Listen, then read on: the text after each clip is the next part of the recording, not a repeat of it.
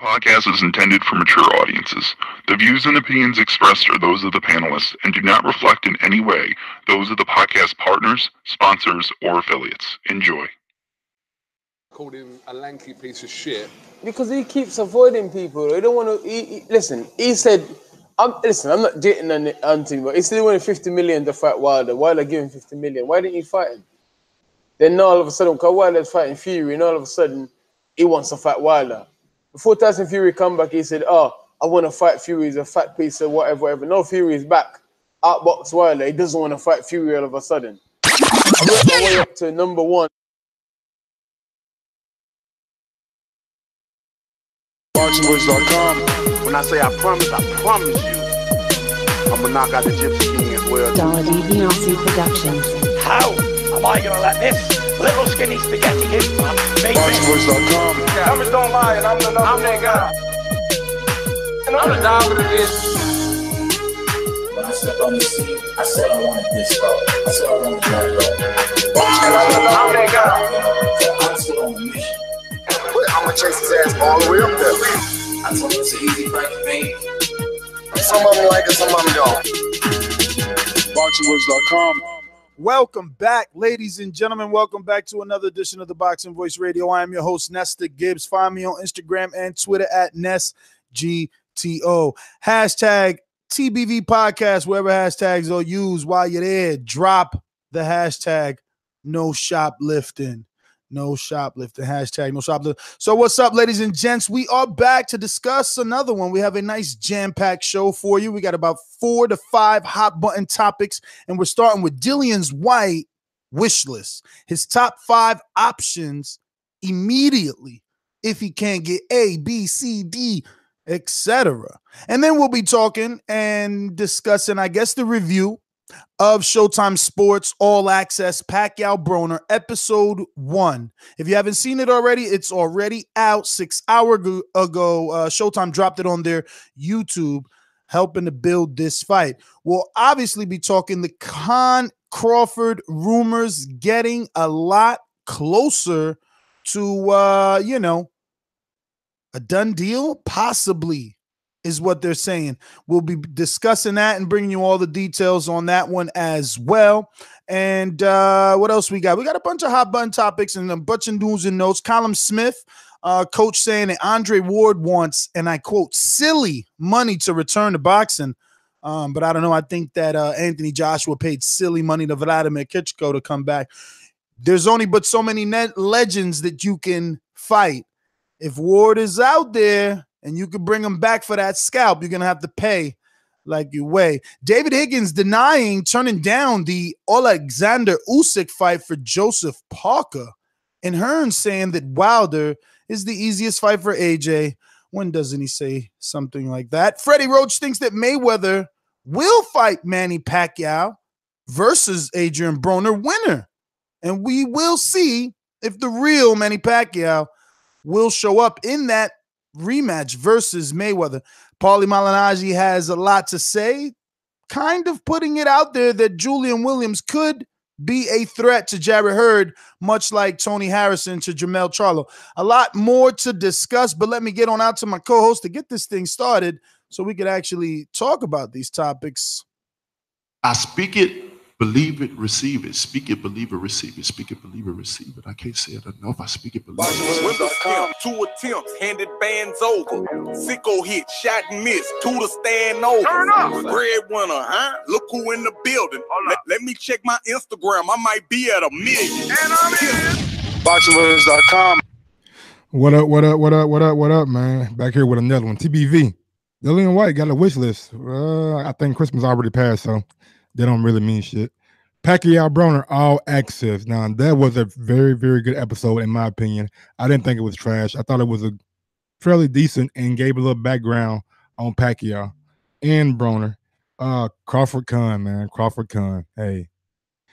Pound for pound king trying to secure a big fight, and Khan is turning his back on Kell Brook. That's not what I really wanted to see, but it is what it is. AJ versus Miller at the Garden. I just seen Big Baby eating a cheeseburger, so I don't know how serious he is about getting ready to fight and shit. But Callum Smith Andre Ward wants silly money. Don't he deserve silly money? But anyway, we'll get out to the debate. What's going on, Ron? ThaBoxingvoice.com. I've been doing this. I ain't been up and fell off. I've been through the Lennox Lewis era, the Nassim Hamed era, the Sugar Shane Moses era, the Oscar De La Hoya era, Marcus Hunt era. I've been through all the eras, and I still been telling you. Too much talk.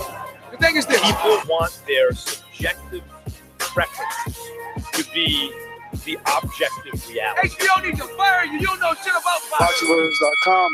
So when you think of like Donovan Ruddock, Sam Langford, David Tua, Jerry Cooney, these are great heavyweight guys who never got an opportunity to actually become a heavyweight champion. And I feel like Dillian Whyte is teeter-tottering at that point if he's going to get one of these opportunities and actually become a heavyweight world champion. So he does have a wish list. He's grinding his way up. I think a lot of people have seen many improvements. So it's very interesting how he's going to start his 2019 and who he wants and who's he going to call out. All Access on Showtime. Tremendous job. I think that they've always done a great job of capturing these big fights, and hopefully we continue to get more All Access and all these other fights. The Crawford and Khan, is Khan really daring to be great in this point, or is he really just not wanting to just lose to Kell Brook? And Anthony Joshua, Big Baby Miller, MSG, contradiction or the smart moves? At that point, we have other topics, but we'll just go straight into the first one. So let's start TBV. I mean, take it away, Ron. Well, Dillian Whyte, as in went on IFL. He did this extremely long interview with Coogan. You can go look on there. He stated many things, his opinion about Anthony Joshua coming up to the ring, his respective thoughts on what he thinks is Anthony Joshua ducking Deontay Wilder and not wanting to take what many people call either fake or real, but he doesn't think Anthony Joshua is serious because he doesn't want to take the $50 million. That's what he said. I'm glad you brought that up. Let's start in that segment right there. Dillian Whyte went out of his way to say about the $50 million. I don't know if it was real or not. His words, not mine. But the fact that he brought it up and said that AJ was ducking, he's kind of starting a little, you know what I'm saying, maybe rekindling a old beef that they had. They're starting with this little animosity towards each other. Animosity towards Joshua by saying that he ducked Wilder, and he had more to say about Joshua not wanting to fight high-level fighters wanting to fight mediocre fighters, which I thought was another big dig at the level of opponents that he was fighting. So I think Dillian Whyte is pretty much fed up, and if Joshua don't want to give him his shot, then he stated that he wouldn't mind fighting Big Baby Miller for that WBA record title. Mike, that was all in the first clip? That was in the yes, sir. First clip that I sent you. Talking about Anthony Joshua. I've had 9 fights since I lost him. Fighting my way back up. I'm number 1 in 2 or 3 governing bodies now. And then he said, oh, well, I want to fight Wilder or someone else. If not, then it's you. Come on, man. You know Wilder's going to fight Fury. So unless there's secret thoughts going on behind closed door. What did you want him to say at that point? Yes, you're next. I want to fight you next. Is that what you wanted him to say? I wanted to say, yes, let's make it happen. All right, but if he's still kind of... Is Dillian being realistic? I mean, look, man, I would love to jump on Dillian's side and troll AJ and say, oh, he's ducking Dillian. But, like, bro, he's staying available for the biggest possible fight. It's just the bottom line. It's no different than Wilder saying, he just wants Fury. Like, these guys have an agenda on their mind. Wilder is Fury. Joshua is Wilder. So until those options, I guess those doors close on those options, they're not going to open up any other door. Well, you have to think, though. You mentioned in the interview as well that he's like, yo, I fought active. I was very active. I fought like 3 times. I fought a former world champion, let alone the fact that I'm ranked high. I'm like number 1 in the WBO. I have this controversy spot in the WBC. I should be number 1. I should fight Anthony Joshua. And at this point, we have the same promoters. And he also goes in the fact of like, yo, Deontay Wilder's probably not going to, fight you. He's probably going to get the Tyson Fury fight. What are we waiting for, Why aren't we going to make this happen? But he also insinuates, he says, unless it's something we don't know going on, you know what I mean? He also insinuates, like, unless there's some backdoor negotiation going on. I think it's absolutely you can hop on Dillian Whyte's side, because the fact is, it seems like AJ is chasing a big fight rather than trying to make a big fight. If you kind of get my drift, it seems like he's trying to now piggyback off what Wilder and Fury did and try to get that fight. The only drift I caught was that you're calling Dillian Whyte AJ a big fight. I think it's a bigger fight than you make it out to be. You don't think that fight will be at Wembley? You don't think 90,000 people will show up? You don't think Showtime will try to air it? 90,000 UK fans doesn't impress me. They do that all the time. Okay, but the fact is the fight will be shown on American soil. Using that as like a point in your argument is whack. Everybody comes out for them. George Groves versus James DeGale fought at 11 and 13 and 0, and they had over 13,000. So like that's nothing. You know, selling tickets isn't telling me nothing, especially when your last name is Johnson. It's not Johnson, I'm saying you should definitely be a little bit more respectful. But the fact is, just because you don't think it's not a big fight doesn't mean that it's not a big fight. I believe that Dillian Whyte and AJ is getting bigger and bigger. Look, the thing I caught in the interview, which was really interesting, was, you know, one, he seems a little bit more aggressive into the media. You know, he was speaking more, he was letting out more out the bag. And what many people can assume would be the American narrative, he was using it. He was using the whole $50 million. You know, he didn't want to fight that. He's ducking everybody. You know, he's pretty much portraying what many Americans would be quote on using this narrative. So hearing Dillian Whyte use the same one, it's very, very interesting. No, damaging is what it is. I wonder what the sheep are saying now. I mean, some of the stuff, it sounded verbatim of things I've heard other people, you know, say. And so it's really interesting now. And he let it out, man. No one was leading him in an interview. Coogan wasn't pushing him. He set it out comfortably, you know. I don't know if this was premeditated or is this his way of trying to kind of smear Anthony Joshua. But the consistency from Wilder, Fury, and now Dillian Whyte are all saying the same thing now. And I'm glad that he was so transparent with his answers. It wasn't like he was trying to, like Ron said, like he was leading or being led in a certain direction. He was giving to you how he felt. And ain't that what we want fighters to do now? I don't know if he was being led or not being led, but I feel there was, I don't know. I mean, that part when it's Coogan giving out the list, FYI. You know, he's like, I only got 5 fights out there. So Coogan starts mentioning the 5. When he gets to 5, we see the rushed Brazil thrown in there by, you know, Duck Star himself. And that was kind of, that was part of the interview that I did not like. The fact that he did not truthfully acknowledge Luis Ortiz. Yes, exactly. Can you play that clip? It's the last clip that I sent you. Does it break down all the list, everyone in there? That's the second clip, but the last clip is specifically on Ortiz. What about Luis Ortiz? Is that one of these fights that could materialize for you, or? It is, but when you think about it, what is it? As a fan, what is in that fight for me? I just want to say, I want to stop it there. What the hell does that mean? As a fan, what's in that fight for me?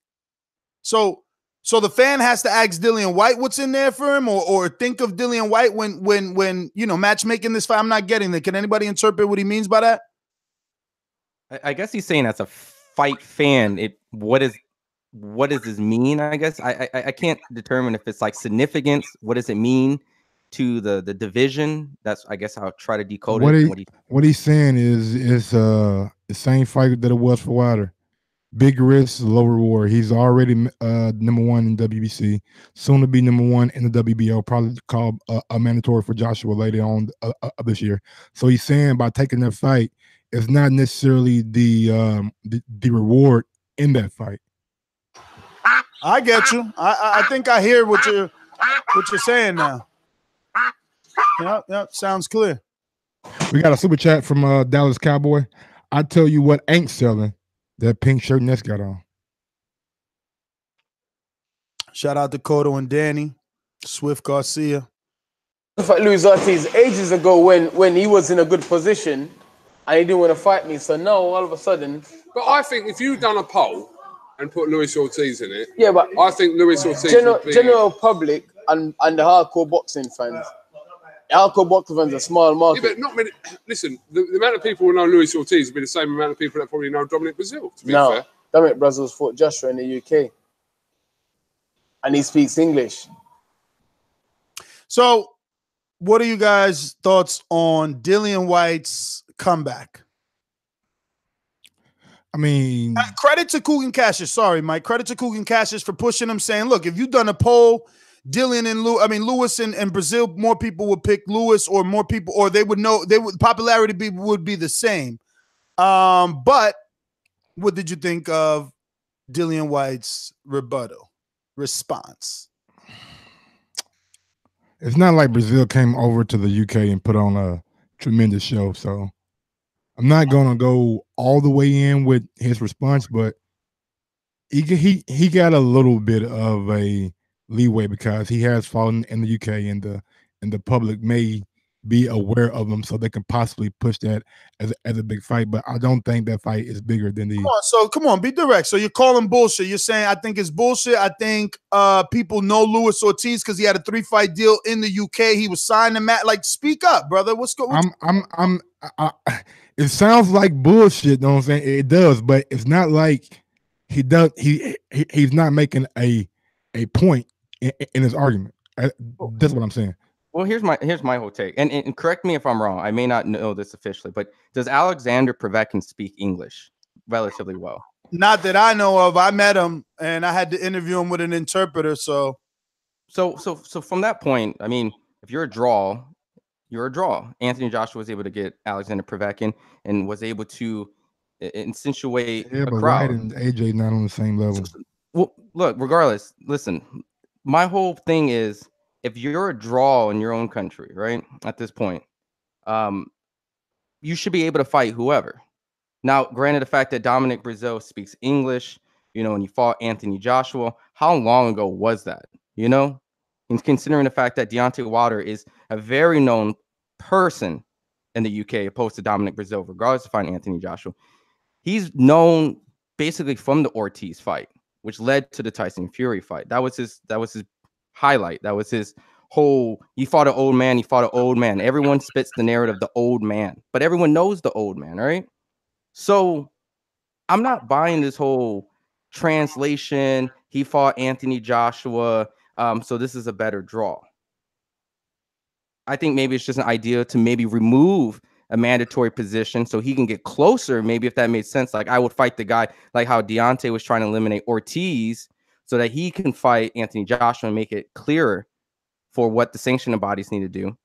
But the whole marketing thing, he doesn't speak English, all this stuff, that's not true, because he can sell to the U.S. public Ortiz. That's a double market he can dip into, because we know who Ortiz is. The UK knows who Dillian Whyte is. I think at that point, regardless, that's my opinion. I think that's just baloney. We got a super chat from Jack Kilsby. Tell Deontay Wilder to check his emails. I guess he's trying to call Deontay a duck for some odd reason. But yeah, do you want to finish playing that clip, or do you want to get to the wish list that he ran off on the second clip? Nah, we can finish this one, right? Let's see where we were at. Could it be this one? Brazil. That's it. Who is it? Nope, that's not it. It's this one. There you go. Luis Ortiz. No, SSC. Luis Ortiz. Puta Calario. That's it.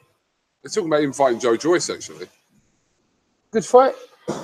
But then again, as a fan, I ask myself, would I like to see Whyte and Ortiz? Yes. Of course. As a boxing fan, would I like to see... You just care about hits on your channel. Of course you would. What are you talking about? I'm gonna sit like a posh guy. Now, again, contradiction. Luis Ortiz doesn't know English. People don't know him. But if Coogan discusses Luis Ortiz with Dillian Whyte. Dillian Whyte insinuates that he's just trying to get hits. Getting hits, last time I checked, as a content creator means that the subject is thought-provoking. Popular. Yeah, popular. Making people click. I don't know. That's a good point. That's a good point. That's damn. Now, I can't even argue that, because if he's getting hits and he's getting, you know what I'm saying, like thousands and thousands like he does, then that means the fans have an interest in that fight over the Brazil. He'll probably get more hits than the Brazil. Now here's my other take, because I kind of like discredited, and I also forgot. People reminded me Povetkin was mandatory, so I acknowledge that. But now you think about this matchmaking when you go and try to sell the fight. Dominic Brazil is kind of a trash talking kind of guy. He did kind of run up on AJ. There is those clips where he's talking shit to him, and we know Dillian Whyte loves to get controversy. We know he's going to give something at the press conferences. So selling that fight itself based off that analogy, that would be interesting. Dominic Brazil and Dillian Whyte talk trash. Now, as a fight fan, I do think the Ortiz is a better fight, but they can sell the clips maybe better that way. I definitely agree that the build-up fight is. Let me get some, because I never gave y'all my opinion. I'm glad yet neither one of y'all care about it. Mike want to get triple takes on the same. No. I was just saying I'm glad that Ron brought up the press conference, because I think that it will be interesting to see a Brazil and Whyte press conference over a Ortiz and Whyte press conference. That's all. But go ahead. Let me hear what you got to say. This video has about 20-something hours, maybe 30-something hours out. Not really at that 48-hour mark. It's already over 200,000. So, the unpopular Luis Ortiz got some popularity. But I received it similar to Ron. It's deflection at its finest. I believe, I don't know if Mike took the time out to cut the end where I believe he tries to put Luis on the undercard, right? He said he actually matchmakes. He says Luis should fight someone else. Yeah, he said something about Dave Allen and David Price and Luis Ortiz versus I forgot who he said, but yeah, put them on my undercard. Okay, so check this out. He's saying that he wants to fight Brazil because Brazil fought Joshua. So with that same thought process, well, then you can fight Luis Ortiz because he did a U.S. pay-per-view with Deontay Wilder. The same effect that you're trying to get with, Dillian Whyte versus Dominic Brazil, you'll get an even bigger splash with Luis Ortiz because more people value Luis Ortiz over Dominic Brazil. Some people value Dillian Whyte over Luis Ortiz. So if you're Dillian Whyte and you're perceived number 4 by certain fight fans, I think it sounds better for them to watch 4 and 5 in Luis Ortiz, where most people have Luis Ortiz between 3 and 5. Then you have Dominic Brazil that's on the bottom half of that. So I think that the choices are quite obvious, but I won't deny, because I know Dillian, I got his number now. We're almost there. I want to announce that we will be interviewing Josecito Lopez tomorrow at 5 p.m. Eastern time, 2 p.m. West Coast. And also, I'm waiting to hear back from Brian Jennings. I'm trying to get him on the morning show at 9:30. And I got Joey Spencer too. He just needs we just need to coordinate a time, so he's cool. So there you go. A bunch of A-listers, Josecito Lopez, Joey Spencer, and Brian Jennings, all scheduled for this week. So hit that thumbs up button. It helps with the visibility of the show. Lets us know that you appreciate the hard work we're putting in here, trying to take TBV from a little podcast to the biggest thing on the planet. That being said, look, I agree with Dillian. I said this before. I said that the fight between he and Dominic Brazil was a UK pay-per-view. I said he has his own lane. He don't need to sit around waiting for Anthony Joshua, and this is exactly why. Now, when I said that this was a pay-per-view, I was laughed at by the sheep. I wonder what they're saying now that Dominic Brazil thinks that, now that Dillian Whyte thinks Dominic Brazil's a pay-per-view fight in his hometown, and he wants it. Look, I guess looking into it, and I guess unless this is the plan and he's not revealing it that way. The more significant way to kind of beat the WBC in the position that he's in, because he's always complained about his positioning in the mandatory, is to fight none other than mandatory, you know? And if it was presented out like, look, Dominic Breazeale's the mandatory, he gets the shot to fight Wilder. I've been trying to fight. So why don't I eliminate that problem? WBC eliminator, fight that guy, see who really deserves it. Let me knock him out. Ortiz, he's a great fighter. I think that myself need to get my position of a world championship opposed to fighting these other guys, because I fought Joseph Parker. I just fought 3 times in a year. I have became a better fighter. So at this point, I deserve either Anthony Joshua and Deontay Wilder, and this is how I'm going to get to them. Fair enough. Honestly, to be fair to Dillian Whyte, I think every fight until he loses from now on, he's going to be a pay-per-view over in the UK. I think with that impressive knockout over Chisora and the way he fought against Parker, that elevated him to another. I mean, we see it like 200,000 in like less than 48 hours on the IFL. Like, he wasn't doing that before. But real quick, we got a super chat from Julio Ocha. Hey Ness, Bama Bo went missing. Also, I need your exact PayPal. Some people made lookalike accounts trying to leech off the boxing voice. No problem. Listen, bro. As far as Bo, I can confirm that he is not missing. I'm pretty sure he'll be calling in. And as far as PayPal, I'll get to that in a minute. I think it's PayPal me at the Boxing Voice. Pretty simple, but I'll double check in a segundo. And I believe the question is, which one will be a bigger pay-per-view fight, the Ortiz or the Breazeale? And if you throw in the element of the press conference and the build-up, you might have to say the Breazeale may be a bigger fight over there for him than it would be, than the Ortiz would be. Yeah, it is the Breazeale fight in the UK because Breazeale actually went through with a pay-per-view with AJ, whereas Luis Ortiz was just signed to Matchroom, but never really did anything on the true A level. So yeah, it's definitely a Breazeale Dillian Whyte world. But again, I'm all right. I'm patting myself on the back because I said this. I said that this would be possible, and it was an option. And I wanted Dillian to act this way. I wanted him to realize that he had the ability to do this and go ahead and do it instead of begging for this fight. And I shouldn't even say begging, but people need to start cutting Joshua out of options.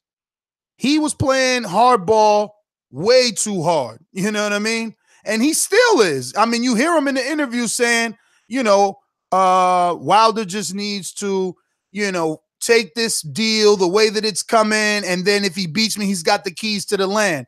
And, for a while we thought, hey, maybe Wilder should do that. But now we hear Dillian Whyte in this very same interview with IFL saying that the people that are not being sensible is Eddie Hearn and Anthony Joshua when trying to negotiate with him. Because not only does he feel that Joshua doesn't want to fight him, he says they've been negotiating for months now. Mm-hmm. So like, you know what I'm saying? It's like, yo, the bullshit always comes to light. And the hardball that he's playing, like Frank Warren had a very controversial take because he said Fury is probably a bigger draw over in the UK now. Now Fury's been winning a lot of awards. His profile is growing and growing. He's doing that mental health stuff. So I'm not saying that he's a bigger draw, but his profile has increased tremendously over in the UK. Yeah, it's stock for sure. Draw, that's crazy. No, I did not say that. You gotta actually go for. I mean, right now, what AJ Fury reminds me of is like Mayweather and Canelo, and it's like, yo, I'm taking those Canelo Cinco de Mayo dates back, and Mayweather's like, not while I'm fighting. So Fury is over there. He's got to take those dates. If he's legitimately a bigger draw, well, then let's see him take those dates. I mean, let's think about this. What would be a counteractive move in case, let's just say Fury does fight on that date? What's the best thing Anthony Joshua can do? Should he compete in his hometown or should he come to America? Definitely come to America, but that's how you overtake the date. when AJ comes here to fight Miller, allegedly, because again, Dillian Whyte also leaked that, then Fury Wilder should slip into the Wembley and see could they take it. I think that day is already booked for him for Matchroom. Yeah, but Matchroom already said Khan versus Brook, and Brook is not happening because Khan wants to fucking Crawford fight. And they said if they can't get Dillian, they would do Big Baby in Madison Square Garden. So they're not going to keep the date, right? The date will be up. It probably would be available. But don't you have like to like make a deposit or some shit if you like got it booked already? And I mean, I don't know. I'm just saying like that's wasting money. You know what I'm saying? I don't think anyone want to waste money. I'm pretty sure that, you know, with all the business he's done, he ain't wasting no money, bro. Already. I mean, I'll move it to the next date. I don't foresee him losing money. I mean, even then, like they can put other. No, never mind. Scratch my. Yeah, you're wrong. I'm gonna say ain't nobody going to see nobody else besides heavyweights. And if Dillian Whyte is busy, and AJ is busy over here with Big Baby, that Wembley day gonna fall. Cool. Who Brook gonna fight? Okay, so that's what I'm saying. So what if they did do like 2 events? You know, one's in the UK and one's in the US, like a double broadcast. You know, and then they filled that date when a UK fight, maybe put that with Dillian Whyte with somebody, and then from that point transfer over to a US fight, non-related. Maybe if it was both on DAZN, maybe one's on Showtime, one's on DAZN, because we've already seen Dillian Whyte was able to fight on Showtime already, so we already know that loophole's there. So who knows if that UK fight could potentially be aired on Showtime, and then they have the big fight on their platform, DAZN, that they can somewhat simultaneously promote that fight. Who knows? They ain't doing that shit. Well, let's get to some more of this audio, though, right? What do we got here? We'll finish this one up. I want you to fight like, you know. You like me sitting like this? They look posh and intelligent. No, because people can't really see. Come back forward. So I don't know why Mike gave us that little last. That shit was weird, man. I just thought he was being weird. I figured people wanted to hear him being weird. But I believe we should play the second clip with the wish list that lays out exactly who he wants to fight. Well, we know who he wants to fight. I want to fight. You know, I don't want to waste my time fighting nobody. Let me look at my record. And I want to fight. Who else is there for me to fight apart from Wilder, Fury? There's only possible 5 fight out there for me. That's it. Who else is there? Wilder, Fury, Joshua, Miller, Brazil. That's it. Who else is there? Brazil. See, he threw that in there himself. Possibly him, but that's it. There's no one else. Usyk. Who? Usyk. No one knows who Usyk is. Yeah. He's a good fighter and he's got loads of belt. No one knows him. Speaks no English. All right. You know what I'm saying? It's not really a big fight, is it? The hardcore boxing fans will watch it, but imagine trying to sell Dillian Whyte Usyk to the general public. It's not, you know. Well, you know me. I'm the can man. With a one it can get. Do we believe him? He just said Usyk. He's consistent. He just said Usyk is unknown and no one knows. He doesn't speak English, so that's why he won't fight him. But then he says anybody can get it. I mean, but he was consistent with the Usyk in the Ortiz reference. So well, I mean, so then let's go back to that same thing. And I have to do research. I don't know. Maybe the chat can help me out. But I don't know the true success of Tony Bellew and Usyk. That's the same case of a UK guy who doesn't speak, you know, the best English. Was that like a humongous turnabout over there in the UK when it came to ticket sales and drawing? And you also got to remember, Usyk just got an overwhelming amount of press. You know, Fighter of the Year from multiple different type of outlets, like from ESPN, Ring, Sports Illustrated. I think so. At that point, the general consensus is if you're just flipping open a magazine or sports broadcasting when they were doing that at the end of the year, you've seen this guy. He's related somewhat to a Lomachenko kind of fan base, and at that point, I know he's on DAZN, so he doesn't get that ESPN push in the US, but his stock did rise at some point with all those articles and illustrations about who he was by winning those type of awards. Well, I like the Usyk fight. Sad. What? You don't like Usyk White? Not really. I haven't seen Usyk do anything in the division, and you just throwing him in there with White.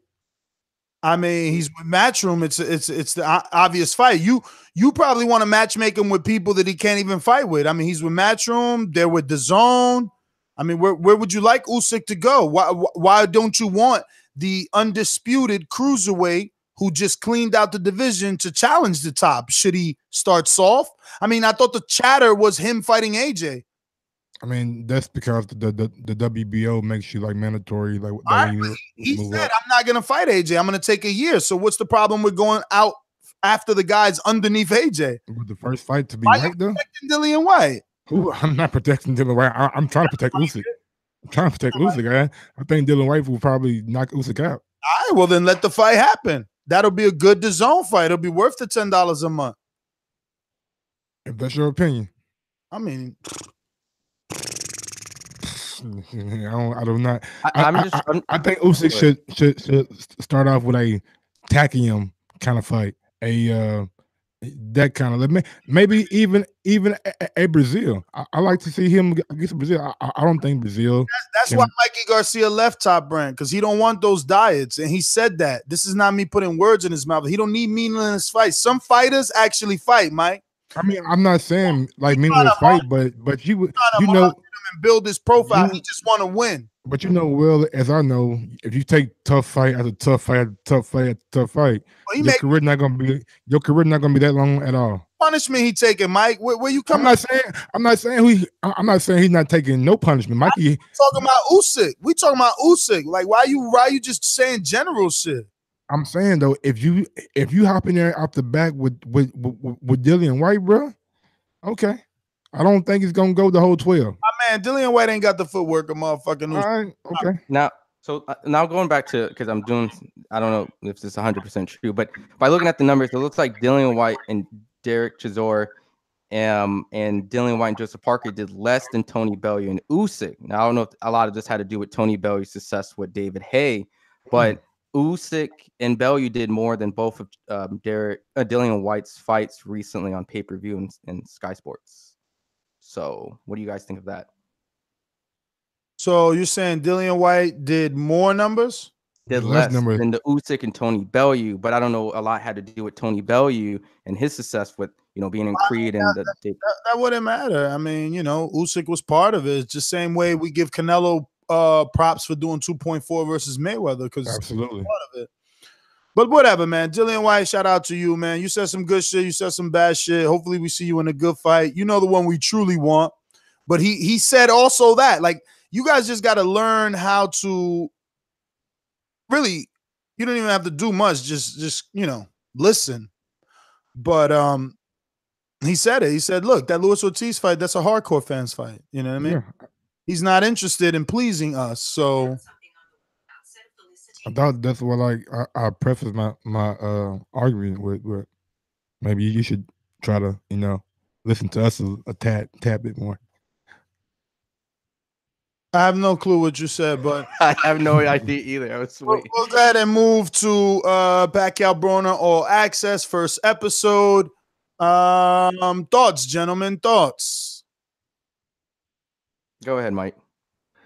Manny Pacquiao, man, made to look like a fucking saint, bro. I swear to God, I was over here about to fucking, like, I was getting all mushy and gushy and shit. Like, he was giving out money to like a long ass line of people that looked like they were going to like a concert, or they were like waiting outside for shoes or like a cell phone or something. It was a fucking line of like around the block, and it made Manny Pacquiao. First of all, Mr. Bad Information Giver, it was the front of his house. He was preparing for his.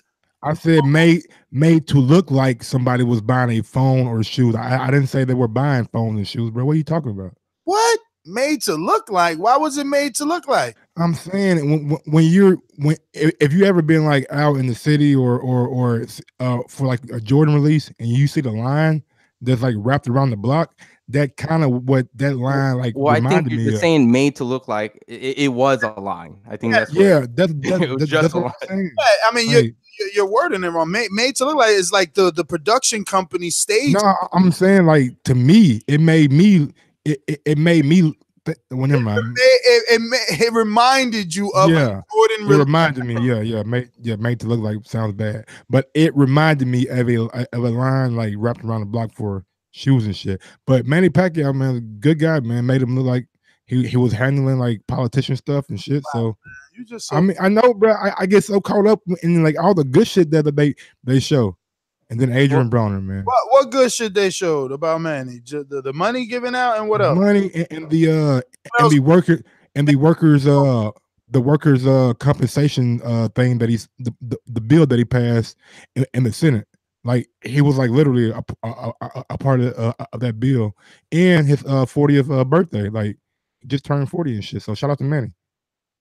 I mean, to piggyback off what Mike's saying, and I've seen some other people put some videos out. I actually think I seen one with Fred, but I was thinking the same thing. It was, Manny Pacquiao's been always doing things like this. He's always donated, thousands of homes. He's always rebuild, parts of the Philippines. He's always was very charitable.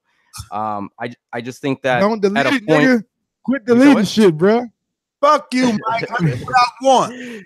Look, while that's going on, I think the whole thing was people kind of was so hyped up with that Manny Pacquiao Mayweather stuff and all the different type of stuff like that people tend to just kind of chose sides and was more interested in that fight. Now, since there was no more like ties with the Mayweathers and other fights like that, you kind of get to rebuild and kind of see him in a clear light.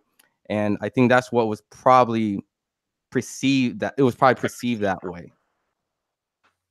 And plus, every time you have a fight, you always have to have like an anti-hero. And Adrien Broner is like the villain, and then Manny Pacquiao is like the hero. You always got to have those dynamic climax. Mayweather was the villain, and everyone else came out as like the saint, or I'm changing my country.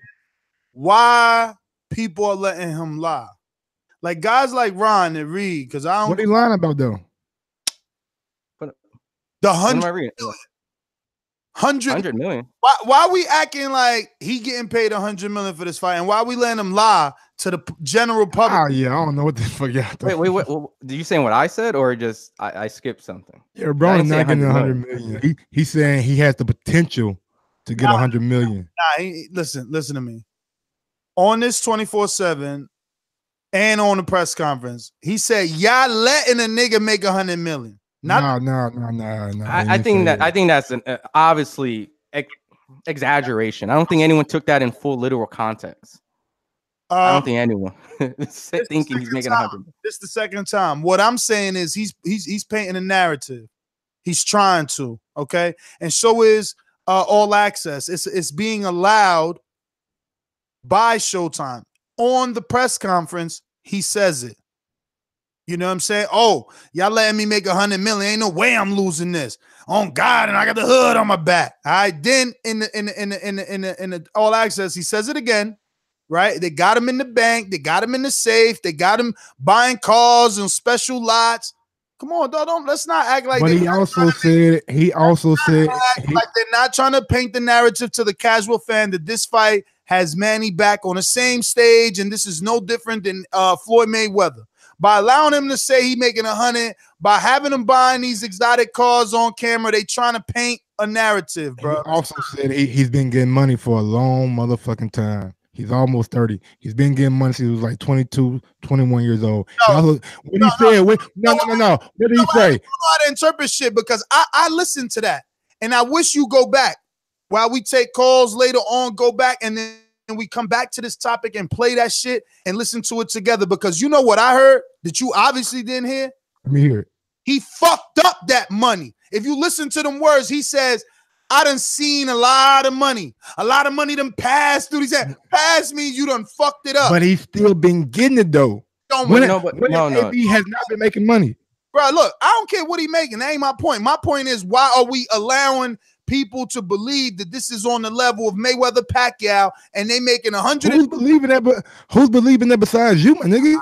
I was gonna say honestly, Ness, my perception, and I'll I'll go rewatch shit. it. But I don't how know I who you read it watching, was the chance by beating Manny Pacquiao, he's gonna get another solid payday, regardless. Thank of you, the Ron.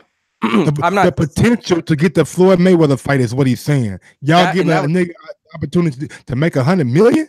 What? That's how I what he's interpret it. saying. That's how I first. And I'll go in and I can nitpick and read into it, but reading into it, it could be. But I just said like, oh, this is clearly a opportunity that you beat Manny Pacquiao, then you obviously get elevated because he's already a high viewership individual. Y'all gotta be smarter than that, man. Y'all letting Broner be smarter than you by assuming that he's talking about the next fight. He's pushing that narrative so you can believe this fight is that big and that this purse is that big. But whatever. I beat Manny Pacquiao, I become a legend overnight. That's what he said. Ain't got nothing to do with the, once you read the quote about the money, reading everything else other than what we talking about. We talking about the fucking all access. That was part of the all access, my nigga. The quote I'm talking about in the all access and the press conference is specifically about 100 million. If it was just some shit he was throwing in the air, he'll be, one time he would say it's 100 million, next time he say y'all letting me make a bunch of million. No, he's being specific to 100 to paint a narrative, but whatever, it's all good. Like, I mean, well, look, we always know that his narrative is I'm making money. Like, look at me, I'm flashing, I'm buying cars. The perception, and that's something he's created, and that's kind of what some fighters can fall into because, and like rappers, like the rap game, renting cars, but perceive like they own the car. That's their own doing, and the fact is, this is his own doing. And the fact is, he has a lot of negative press out there and a lot of things he has to deal with. And this is why this fight's so important for him to win, because he needs whatever this comes to cover into the next possible fight, because this is his ceiling. If you don't beat Manny Pacquiao, you're not going to get this opportunity. There's nothing more or anything. So this is his opportunity to continue to grow, to make the falsified 100 million. But at this point, regardless, without this win, let's get to it. Hold on, let's get to it. Put it on record that I don't believe it that he's getting 100 million, because I know people will latch on to that. That's all. But let's get to it though. How many buys does this pay-per-view do in your eyes? And what is it even priced at? I don't even fucking know. It's with Manny. I'm not gonna disrespect Manny. What did Brandon Ríos do? Brandon Ríos and who? Brandon Ríos with Manny Pacquiao, top rank. That was also in Shanghai, right? I mean, like China or something. I don't know. I really don't care. Like, Manny's not on that level where he's got to do big numbers. Like, we know he's faded. We know he's taken a couple of losses. We don't even consider him a top welterweight. We know whoever in the top takes the fight, they're taking it the way Ali took Cotto. You know what I'm saying? No different. Like, it's all right. This is all good. This is those fights like, Floyd, B-Hop and Roy Jones too. Like, things that, they happening because these guys are going to get some money. But I like what Ron said. This is the ceiling. Like, if Broner loses this fight, there is no other super pay-per-view fight for him. He's got to win this one so the other ones can be pay-per-view. Like, he beats this, he could call out Danny on pay-per-view, and it's all. He's calling out Floyd. He can call out whoever. Freddie Roach. Freddie Roach. Yeah, that's Freddie Roach, bro. He don't even live in that house, bro. He can't even get past the gate, man. Come on.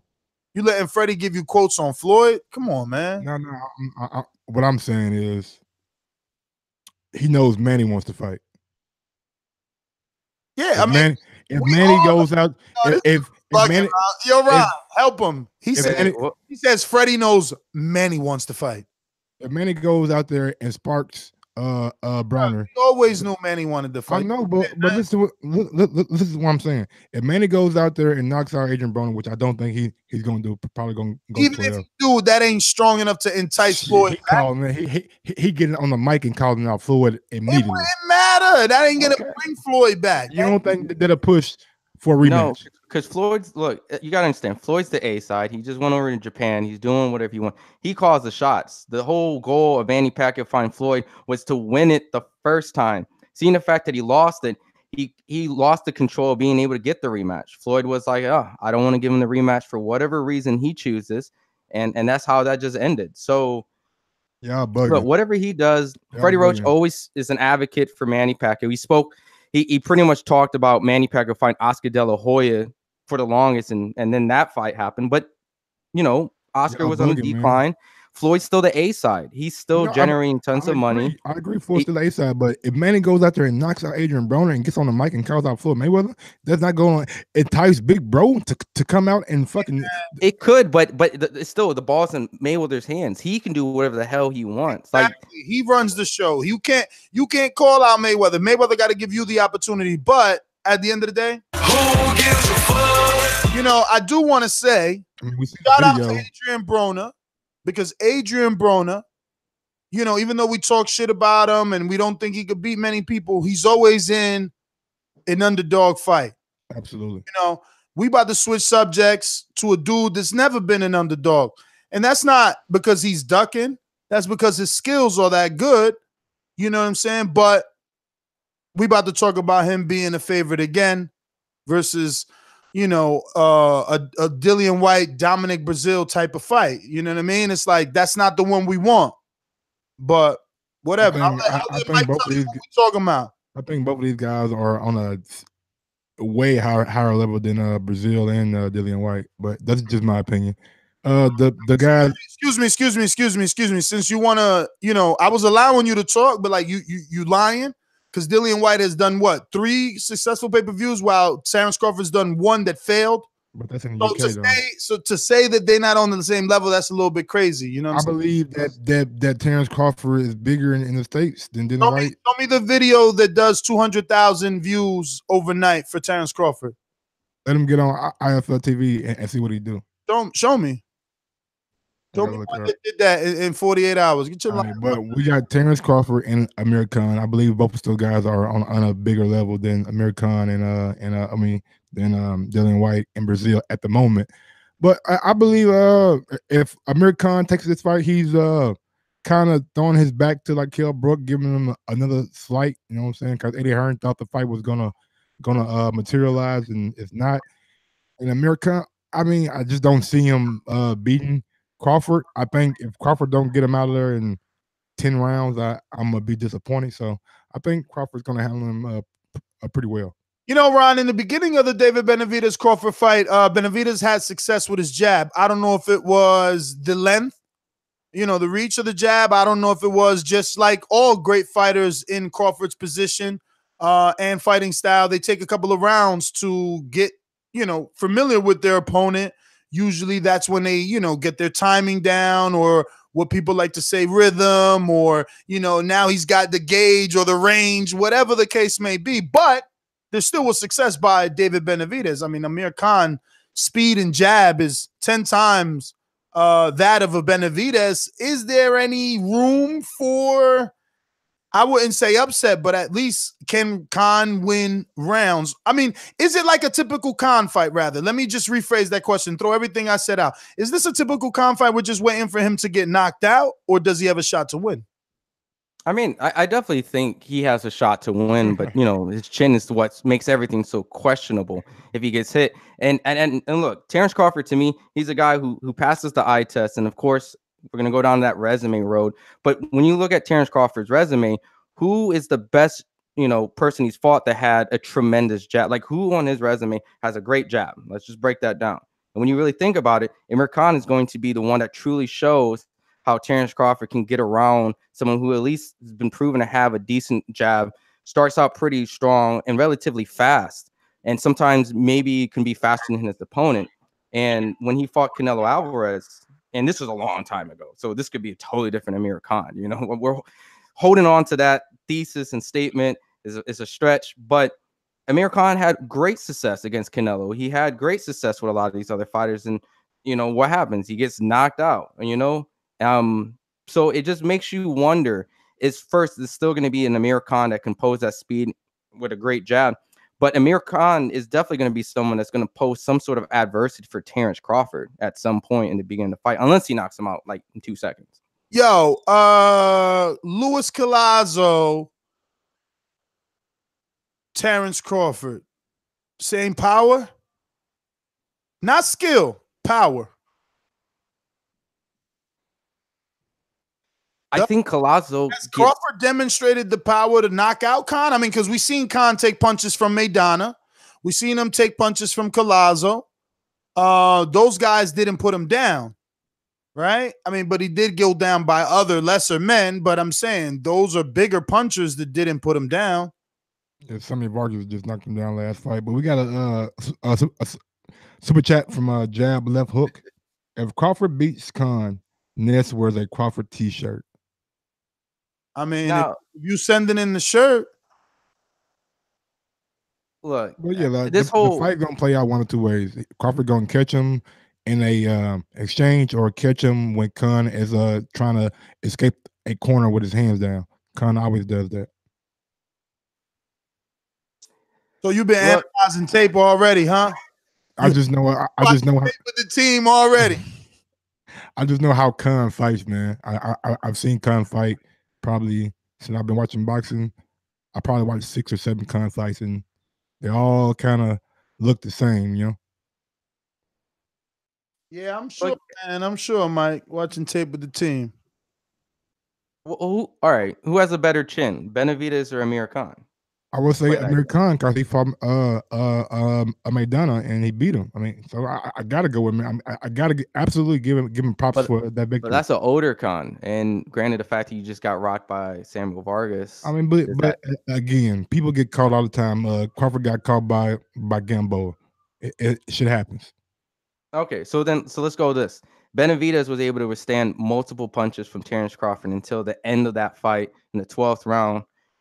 Looked immobile, but moving that excuse out, Benavidez was able to withstand multiple Terence Crawford shots. If Amir Khan has a better chin than Benavidez, does that pose him as a bigger threat as well? Even though people question his chin, but he has a better chin than Benavidez, and Benavidez took him to the 12th round, showed early adversity. Amir Khan has better speed, better jab, better boxing IQ, I would assume. I think Amir Khan is a bigger threat, but I think the fact Amir Khan trades more than Benavidez does, I think that gives Terence Crawford the opportunity more to knock him out. Because in that Benavidez fight, Benavidez was looking for like one shot. He was looking for that big shot. I don't think Khan will be doing that. He would try to work the jab and throw multiple combinations. And throwing those combinations against Terence Crawford, something that you really don't want to do. What's a better fight, Jesse Vargas or Amir Khan? You know, what would you? Amir Khan. I mean, Jesse might,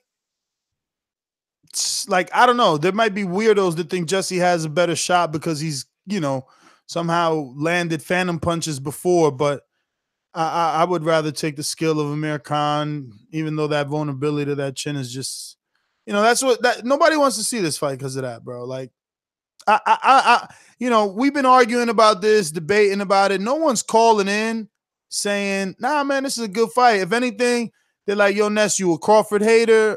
Hey, Mike, you a Crawford fanboy. Like, no one's saying it's a good fight. I mean, we'll see what happens tonight. Then we can make that analysis, because we really haven't reported it on it since the news broke. So for you to say that, it's just been. Man, we've been talking about the fact we haven't broke the news. The thought of this fight for a while.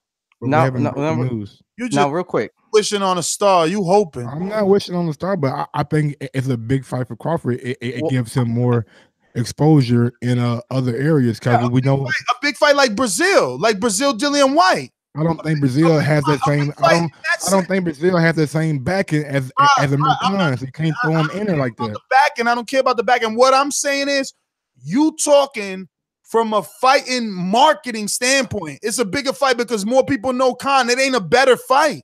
I didn't say that it was a better fight. I didn't use those words though. Crawford all in the same boat together, bro. Y'all all got one paddle going up. Let's cherry pick lane.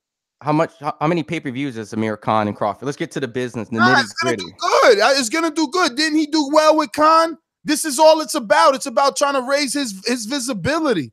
It's not about being the best. It's not about proving that you. It's not about being the best one. Okay. It's not about proving that you really pound for pound. It's not about proving to the world that you wasn't beating up on little dudes the Top Rank gave you because they was giving you a diet. It's not about that. Why? Let's motherfucking discredit the only dude that's really fighting welterweights. The only dude that's really fighting welterweights. The only dude that really unified the welterweight division. Let's discredit him and give all the credit to the dude that keeps being talked about with mad whack fights. They all whack. Like, let's stop acting like we definitely need to get Bob Arum on and ask him what deals.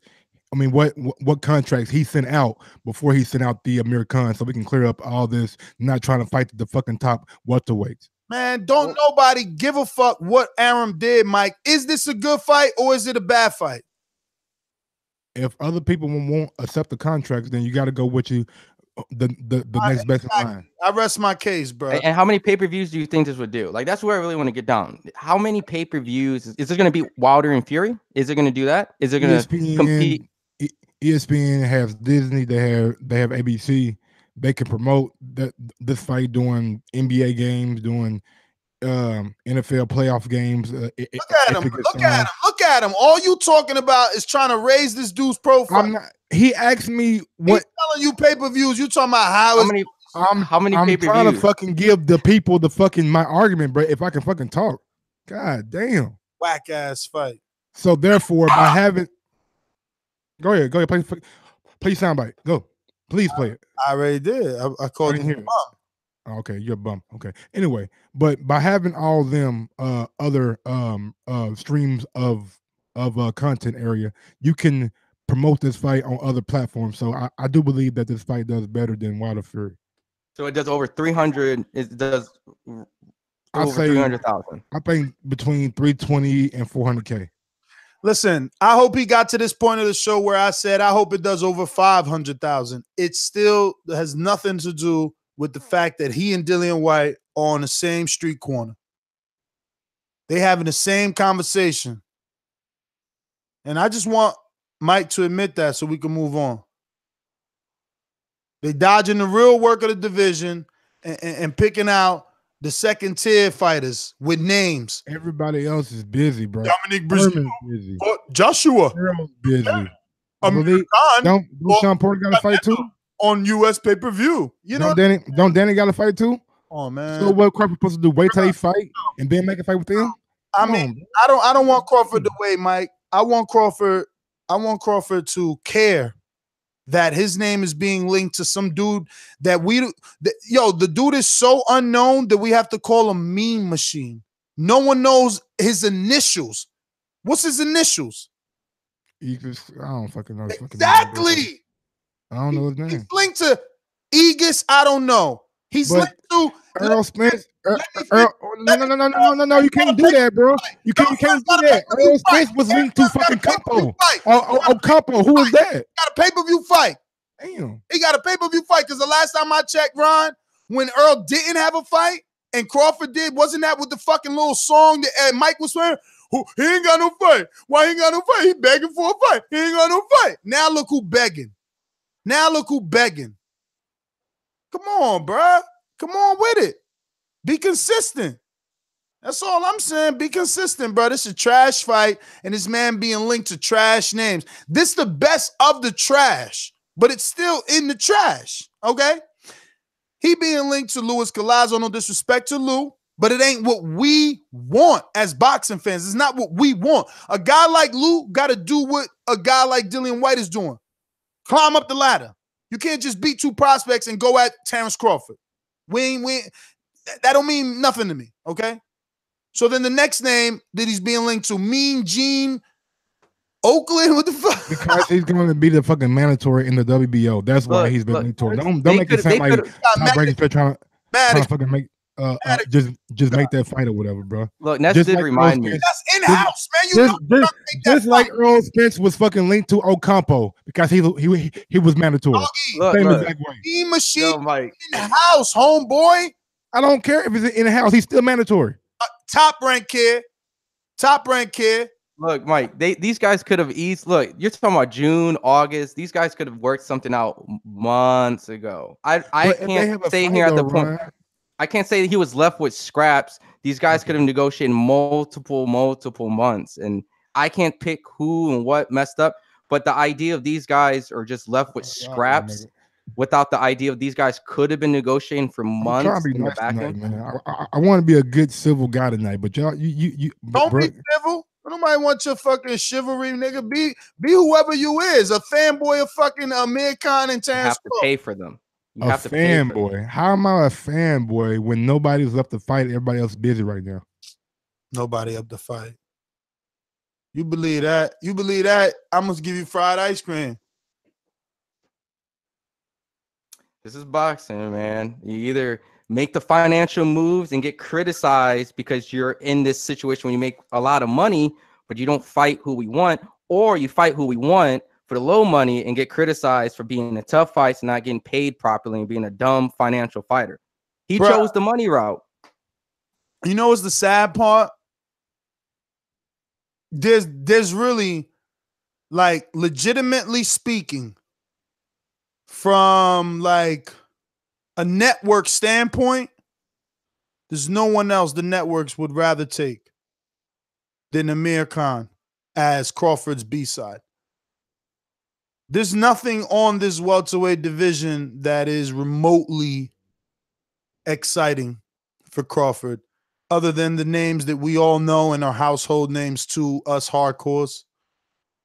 He's really in a bad predicament. I mean, just looking at the top 25, he's gonna have to take like really bad names like Jesse Vargas, and I don't mean that in any disrespect, but again, compared to what the top guys are doing, Amir Khan is the biggest name, and I say name in capital letters because that's all that he is. Name.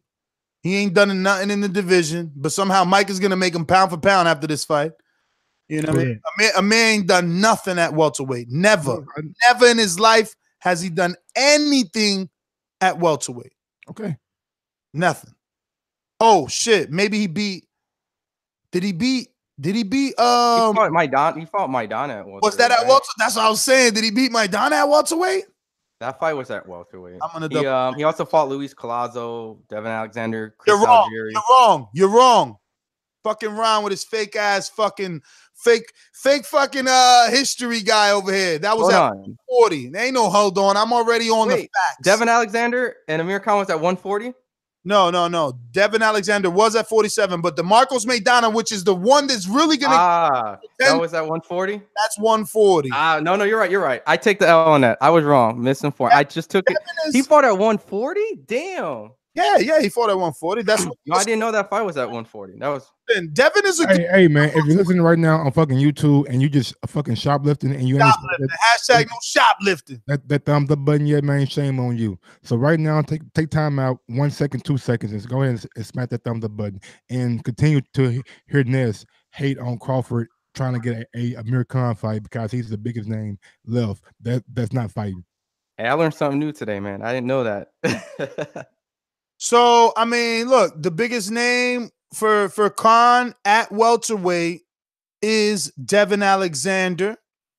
You have to take your pick. Either you think Chris Algieri's done more at welterweight than Devon, or Devon's done more than Algieri, or Lewis over Algieri, but that's it. Because at welterweight, he's only fought Chris Algieri, Devon Alexander, Luis Collazo, Phil LaGreco, and Samuel Vargas. And, you know, the bottom line is, when he fought Devon, I don't think Devon was at the top. It was for a silver title. It was right at the moment that after this fight, I believe, is when Devon went on his hiatus. I'm not sure. Maybe someone can check. But this is what I'm saying. You know, this is what we have to factor in when we see that they're sending Danny an offer for $3 million. I mean, Danny's last five don't sound like Samuel Vargas, Phil LaGreco, Saul Alvarez, Chris Algieri. Like, it doesn't look like this. It doesn't. You know, that Alvarez fight, he gets no credit. We know what that is. We know what that is. And we knew what it was. I mean, he gets no credit, but he was winning the first 4 rounds until he got knocked out. Until he got knocked out. I mean, I'm just saying. Floyd let McGregor hit him because he knew he would get to him. Canelo, same difference, bro. He's the bigger man. Canelo walks into the ring at 174, man. Stop, bro. Like, you reaching right now because that's your man's in him, and that's what I'm saying. He's got you out here looking bad. He's got you out here trying to defend this type of shit. You know, this dude got knocked down by Julio Diaz. Okay, I mean, but he knock out Carlos Molina. He also got robbed by Lamont Peterson, and Lamont Peterson kind of beat Danny. If you go back and watch that fight. Listen to me. Listen to me. It's funny that you even say that because you wildin'. I had Lamont winning, and I wish that the ref would have took more points from Khan's bitch ass pushing all night because he couldn't take that heat in that kitchen. Lamont was beating the fucking abdominals off his fucking lower midsection. Get out of here. He had to push all night. You can put your head in your hand all you want. True boxing fans, DMV, stand the fuck up. Lamont put on a show that night and was robbed. He was robbed. He should have got way better win than that. He should have been deducted so many points Amir Khan had for all the shoves. You ain't even watch that fight, bro. You just boxed. I watched 6 Amir Khan fight, like I told you. You know why? You know why I think this? I don't like this fight. Watch that shit with shades on. You know what? This is why I don't like the fight. Prescott beat Amir Khan, right? That was when it was considered like this upset. And Terence Crawford was, I can't remember if he was like a last minute replacement, but Terence Crawford, let me tell you the story, historian. Terence Crawford came in on 7 days' notice, moved up 10 pounds from 130 to 140 on 7 days' notice, jumped up 10 pounds on HBO, beat the shit out of the man that was the first one to ever send Amir Khan's head and body under the corner, okay? But now somehow he's going to come back and fight that same dude that was laying under the corner and send the same dude that knocked that same dude in another corner a flat fee. I mean, come on, dog. Like, you don't know how to read between the lines. It's all good. That's why I don't like the fight. I don't. You said it perfectly, Nuss. I just think at this point, if you follow the right paper trail, this leads up to not the fight I wanted. And this is not a pay-per-view fight that I want to pay for either. It's like, oh shit, Amir Khan, this is great. Oh wait, but he got knocked out by Danny. Yeah, but no, let's go. He got knocked out by Khan. Oh, I mean, he got knocked out by Prescott. Oh, fucking whack ass fight. Yo, sit on the sideline. I'm gonna watch it. You gonna watch it? I'm gonna watch it. So it is what it is. PC fights. I mean, no, you again, Mike. This is what I keep telling you, bro. People is listening to this. The right people. You need to be saying, man, if I'm Crawford, I'm Team Crawford. I'm his biggest fan, but fuck that. He need to just go to Danny Granados. We don't need this. Oh God. We don't need this. So he's supposed to wait out. Listen, he fought 3 times. He fought 3 times, 4 times last year. It ain't no big deal if he don't fight till March. If he wait for Danny or wait for Thurman or wait for Hurd. It's evident he don't want to do that. Okay, so go ahead and pay for this pay-per-view. Go ahead and pay for what you already know the outcome to. So why do you sit here and argue about the things that AJ and every other A-side do, but it's okay for your A-side because he's your man? What you mean everybody else is busy, bro? Everybody's not busy right now in the heavyweight division. Everybody, the top welterweights right now are busy. So he's trying to get a fight made. What don't you understand by that? I'm good, Mike. All right, cool. Next subject. As long as this fight doesn't interrupt him getting a better fight, if I hear something of the reason why he couldn't get a fight because of this fight, Danny's team already said that offer was something that they will revisit in the summertime. So why not fight Khan now and then fight Danny in the summertime? Like I said, as long as I don't hear anything, the reason why he couldn't get a better fight because of this fight, I'm gonna be upset. But if he's doing this and he gets a good fight after it because everyone was out, then I'm okay with that. But I do not want this to be the reason why he can't get a good just fight. Want you to fucking stay over there and just chill out until they get finished. And I don't like the fight. I'd rather have this on ESPN though. I don't want this on pay-per-view. I probably won't. I don't think it'll go to pay-per-view. I don't hopefully Bob Arum don't try to push this as a pay-per-view fight. This should not be the first pay-per-view fight for Crawford on ESPN. So I definitely why shouldn't it be the first pay-per-view fight? Because I don't think it's not the fight that the American public are too familiar with. I mean, we know Amir Khan, but it's not like people are like clamoring for that fight. But the Errol Spence fight, the Keith Thurman fight, people actually want to see that in America. People actually talk about that, not talking about the Khan fight so basically, Mike is saying, don't give it to us on pay-per-view because we don't want it, but since it's free, we'll take it. If it's on ESPN, yeah, let's see him fight. What's wrong with that? All right. So AJ Big Baby, New York City. We believe in it. I mean, now we got Dillian Whyte confirming it.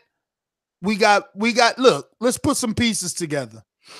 We got Big Baby definitely ducking me because I'm going to ask if he's re-signed because I already asked, did he re-sign before the Baghdon Dinu fight?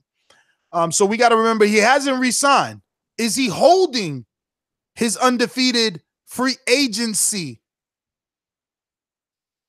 as leverage? A negotiation, exactly, a negotiation tactic. Leverage to say, yo, you gonna fucking give me that AJ fight or I'm gonna walk across the street because Espinoza would pay me. They need some heavyweights for Deontay. Big Baby ain't stupid. He from Brooklyn. Smart.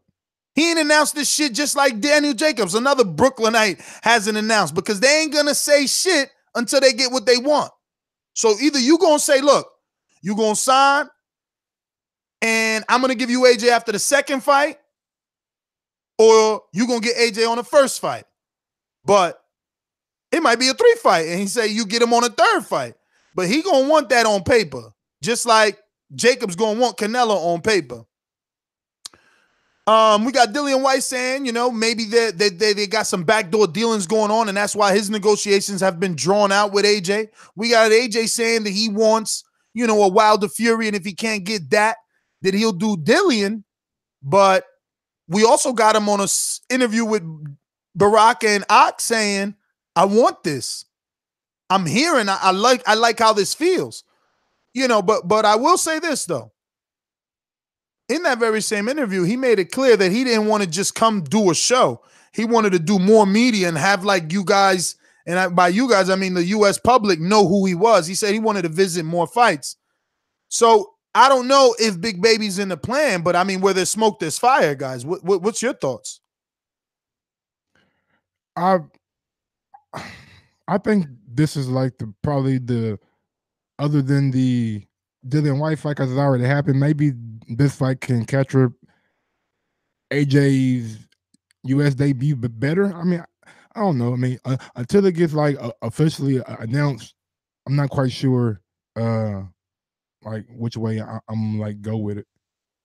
This is how I look at it. I mean, the Wilder and Fury fight it just seems the most sensible thing that would happen as a rematch, right? Financially, and also Wilder, who wants to kind of clear up his name.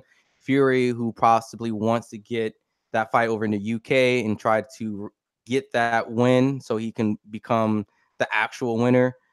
So Anthony Joshua, at this point, there's some contradiction because we know that he always wanted the big fights in the UK. Now he wants to come over to the US. Now, outside of not getting Wilder or Fury, if that doesn't happen, Dillian Whyte became the most sensible fight for the obvious reasons and not the reasons I would want to see that fight.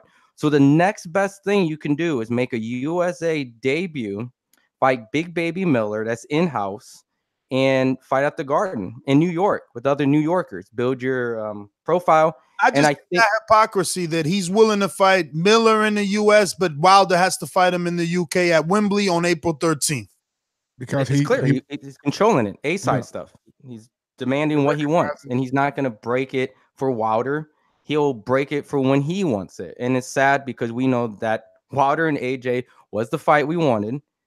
But yeah, but Wilder AJ makes more financial sense in the USA. It'll make bigger money in the USA. So you come to the USA, fight Big Baby for less money, and then go fight Wilder in the UK for less money. I mean, I smell. He sees Wilder as a bigger threat, though.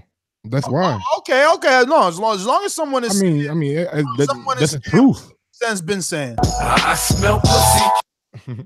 I mean, it's obvious. He sees Wilder as a bigger threat, so he feels like he needs more control and more things in place for him to have that fight advantage. I mean, say all that shit, yeah. But he sees Big Baby. I mean, I guess he sees Big Baby as food. I mean, to be honest with you, I mean, I don't think he sees Big Baby as a threat at all. Exactly, I think Big Baby is a threat. Gonna end up, even if he win, he gonna end up having to give a free rematch. Yeah, I think Big Baby is a threat. I don't just think like that's not one of those guys that you just go out there and pick like just for the hell of it. Big Baby gonna come with that work.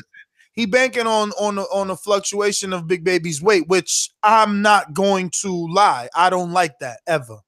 How big should he be? I don't care what he is, as long as listen.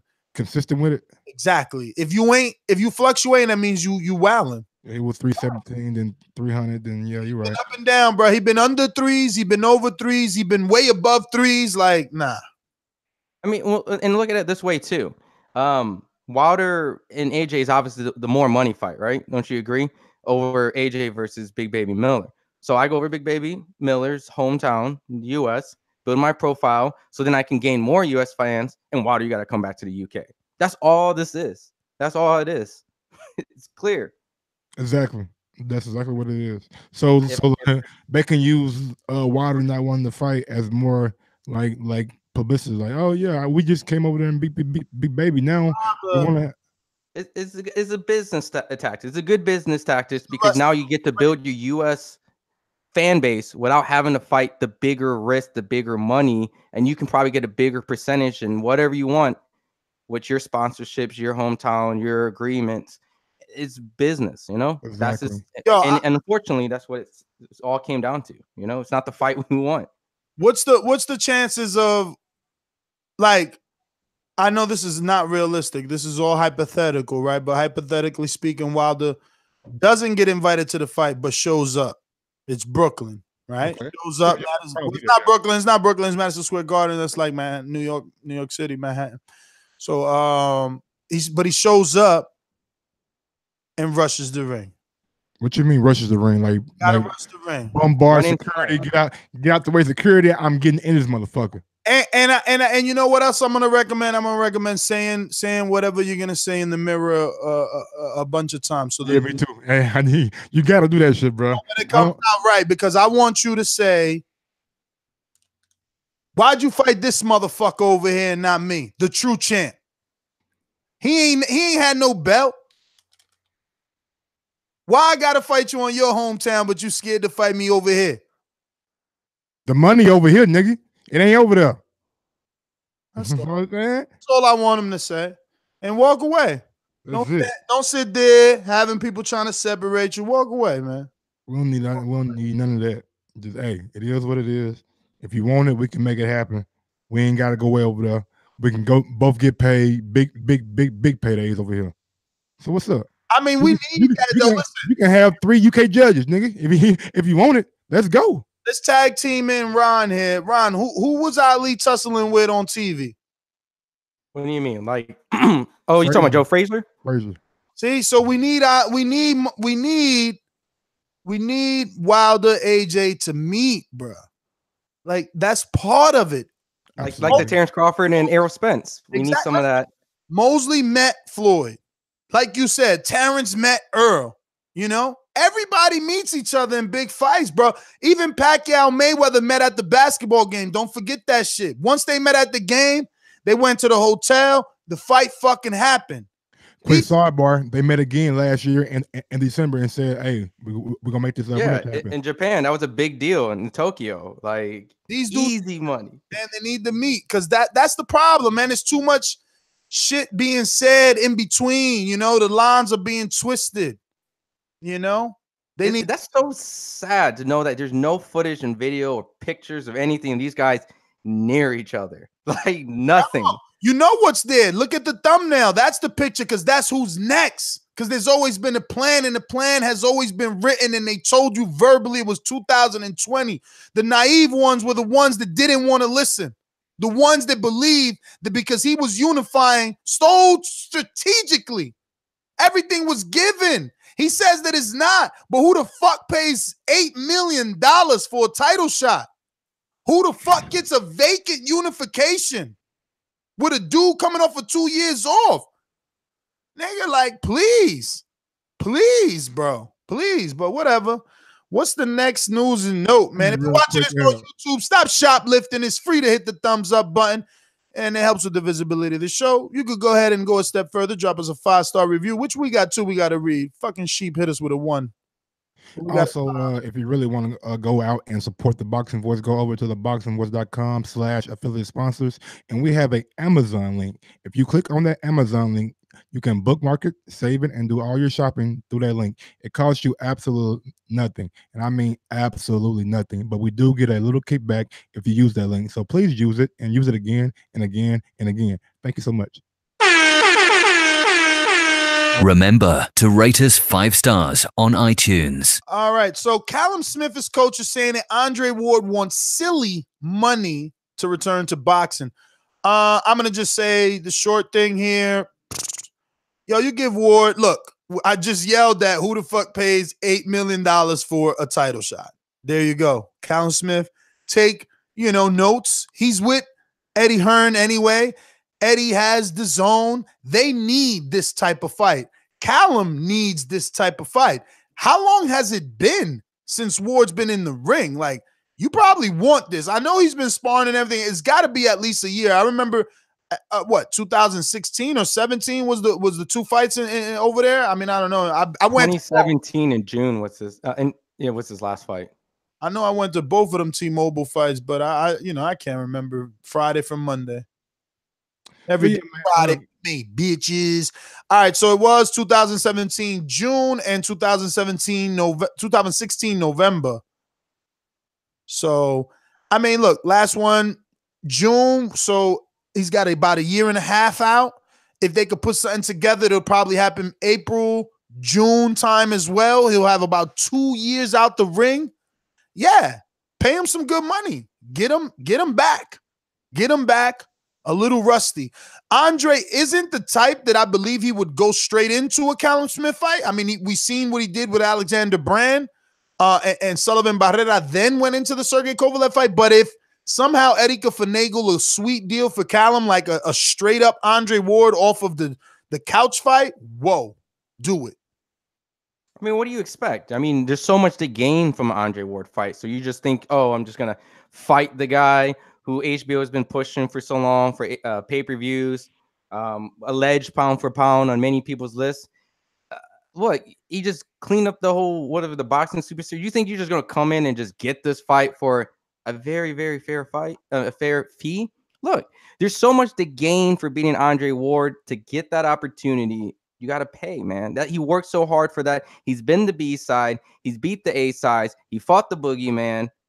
You want to beat that guy, you got to pay him. He's not just coming out. He's already stated he doesn't want to come back. Many times fighters do come back for financial reasons, but he's been a smart dude with his money, what it seems like. He's been a commentator. He's getting work elsewhere. So if you want that fight, you got to pay the man. There's no incentive for what he gets for beating you. His legacy is already completed for what he wants. Beating Callum Smith is an extra added, but Callum Smith needs fights like that if he wants to be compared as top 10. I don't think no one has him in the top 5, top 4. Beating Andre Ward will get you that notoriety, maybe conversation talks, big money fights. But you got to pay that, man. You got to pay. I don't know what the silly money is, but you got to pay that, man.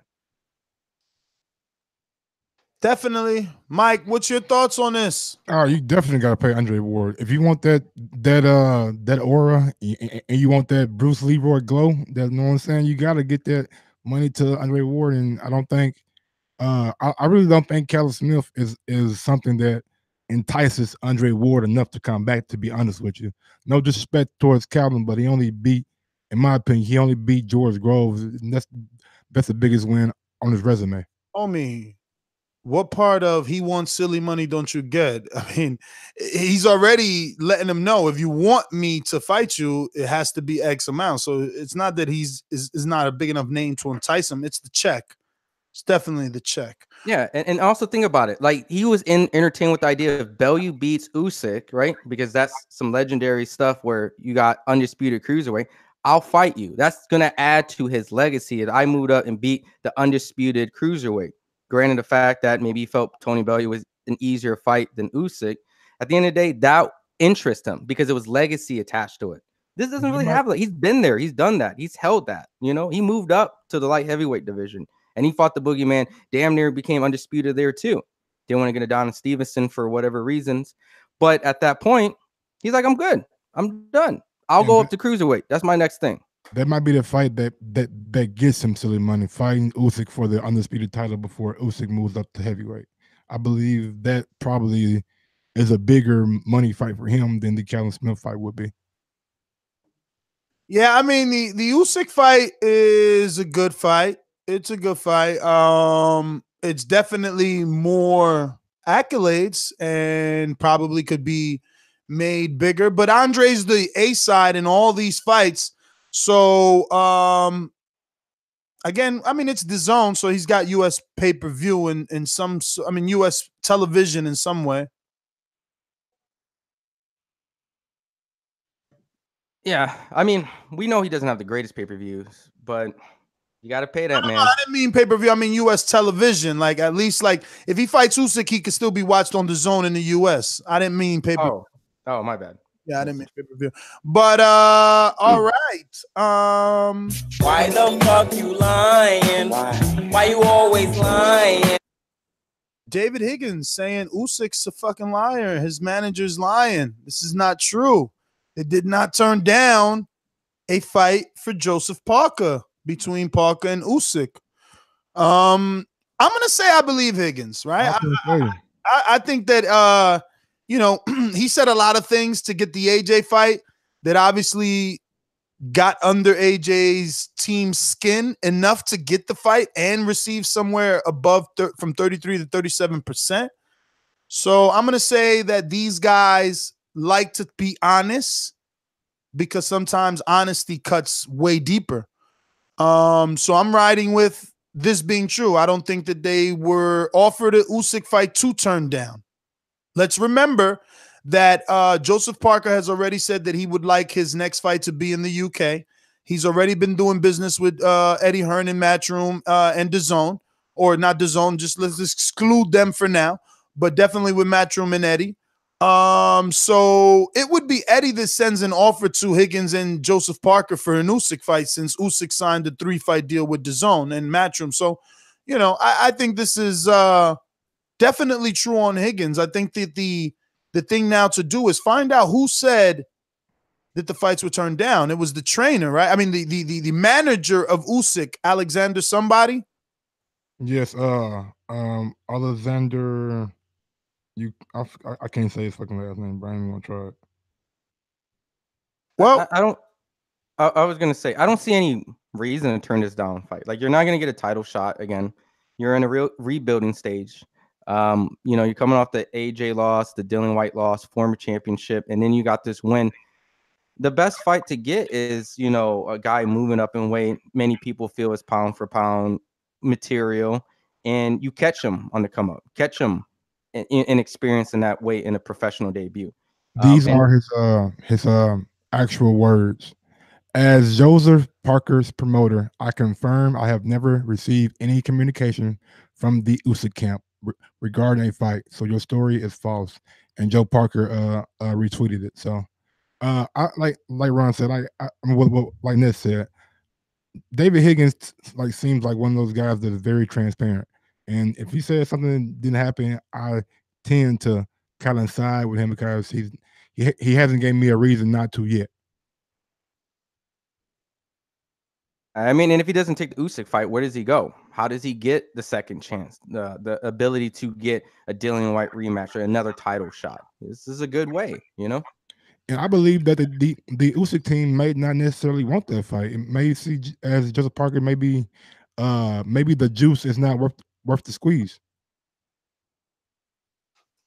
And I would say you would rather lose to Usyk than anyone else, like because at that point there's an aura about him. Many people think he's this really great technical boxer that can give heavyweight problems. So if you lose to Usyk, it's really not going to be a L, you know. But it's also you're looking at it the wrong way.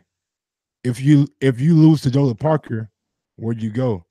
But if you lose to like an Anthony Joshua or a no, I'm just talking. I'm talking about Joseph. I'm talking about Joseph Parker. I'm saying, can you rebuild? Huh? I mean, I'm sure you can rebuild, but I think Usyk wants a title shot before he starts rebuilding. But I don't think if you lose to Khan, can you rebuild? Oh, if you lose to Khan, nah. I mean, you can rebuild, but the I guess you can if you just have a rematch, right? Yeah, but the aura gonna be gone. Like as soon as I'm gonna give you a great example. As soon as Sergey Kovalev lost to Ward, that little killer aura, that crusher aura, that shit was killer? gone. That shit was gone. Yeah, exactly. So same thing.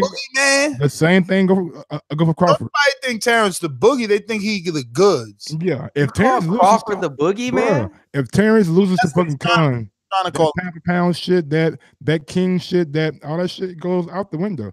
He knows it. But Khan is from the UK, right? Yeah, Khan's from the UK. All right then. You bum. Just saying. Man, do not call Crawford the boogeyman. Everybody from just the got there. From the How UK you boogeyman a division when you just get there? I think because he's so good, he scared everybody to the other side, according to Mike. I never said that. I like how you put words like out there though, and try to like people like receive them how they want to receive them. But it's cool. Oh, next time we got a Freddie Roach. So I can play the sad song for you. What sad song is that? Ness losing? No, the sad song. Anytime you want to say, there you go. There you go. Anytime you want to say something that we feel like we need to get the tissue out. So, without having any silence, we're gonna go to Anthony versus White? Question marks. No. And this 5-star review comes from a very weird username, but is in the US, and it's XJab. I guess that's not weird. XJab 012. Man, Chisora was digging in White. Anyone can throw one punch and throw a haymaker and win. If Joshua fights, it needs to be Big Baby or Ortiz. Long story short, it looks like Joshua just gonna knock out the rest of the top 10 because Wilder fight will never happen. 5-star review from XJab012. Thank you in the US and from the UK. Obviously. It's like this, man. Have you ever taken those pills, the laxative pills? You know, the ones you take, you pop, and you wait for 20 minutes, you go to the toilet, and they go through you? I'm going to go through this, man. Just to bring up some UK analogies. Why you always play that weird-ass soundbite, my nigga? I mean, because this is the shit that comes out of the UK. That shit is so fucking like, what is he talking about? He's saying he's going So we got a 1-star review from UK. He going through his ass, though? I mean, what's going on? 1-star review from UK and the username. Look, the username is NUEVJUDGVDVC.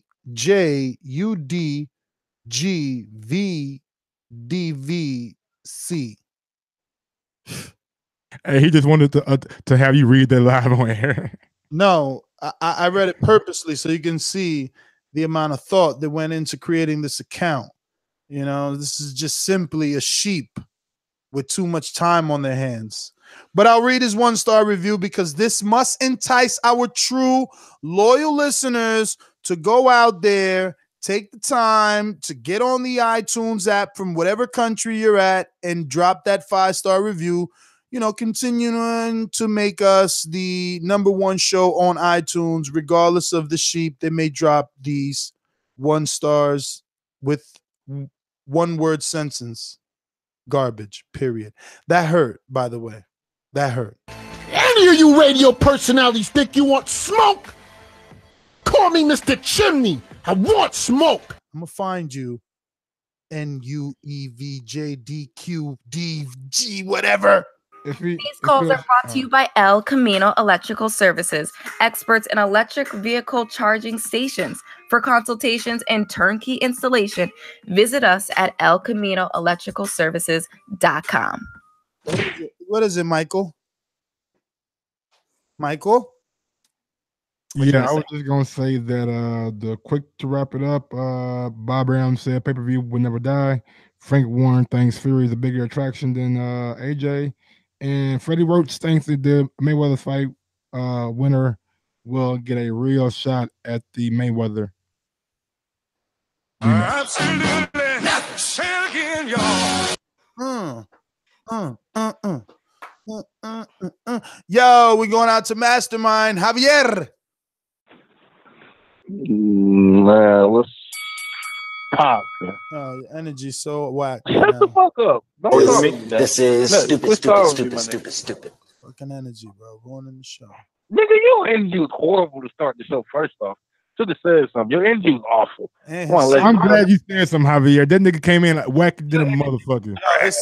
Started off, Ron. Take it away, Ron. Oh, why? Because I let Ron lead. You pussy ass. He gave me the ball, Mike. Mike just mad. Every time we got Crawford and a goddamn topic, nigga, you get all fucking soft and shit. And get your Hey, Ron, you checking the jealousy, right? I know he gave me the glow. You said start it off, man. So you go handle it. Why you hating that I threw him an assist? Why I can't throw my man's an assist? You jelly? I'm jelly. No, I'm not wrong. My man.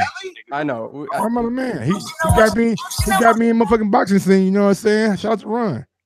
You acting all jelly right now. Like, yo, why you go to Ron first? So y'all gonna? He was talking about his energy. Come on, Javier. You calling here starting these type of arguments? Then worry about people taking your minutes. Nigga, you took my. So it's my fault, y'all. I sparked conversation, nigga. You brought up the topic. It was facts. Hey man, can y'all niggas stop getting mesmerized by Pacquiao and that stupid ass shit? You know how much money he probably taking from the country being a congressman. Man, come on, man. Don't try to push that bullshit narrative, I'm man. tired of y'all niggas trying to get this nigga like he just goddamn Superman. Yo, Javier, you got back. That's an everyday thing, though, nigga. Pesos or not. Javi's throwing away more money in bets than Pacquiao gave to help the homie. Nigga, your bets can feed a whole neighborhood over there, homie. Yeah, I know that yacht or the shelters was his bets money. Fuck y'all, bro. Why y'all gotta attack Yo, me? why you got the worst potty mouth? Don't nobody in Alabama call like this. That's not my problem. I'm not like everybody else. Like, I'm supposed to be like everybody else, bro. Why you gotta have a potty mouth? Oh, sorry, Nestor. I'm sorry, Nestor Gibbs. I'm going to be more proper. I'm sorry. I mean, there is, men that listen to the show with their children in the car. That's cool. Damn, like the kids ain't gonna hear this. This shit real. So you came in call to talk boxing. You came here to criticize another man and say I don't care about kids. Cut me off. But anyways, dang, bro, y'all crazy.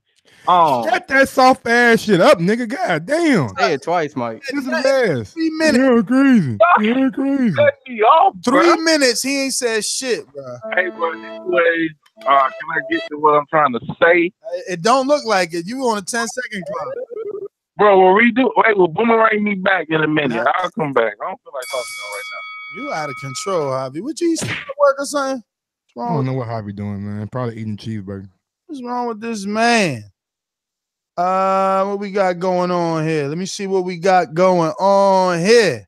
Who we got up next? Better swing. We got going on here. Damn, Ness, I try to set you up for the swing and you didn't even say no name. I don't know. I got Dollar D Beyonce Productions. J Hardcore Boxing. You don't know shit about boxing. BoxingVoice.com. Okay.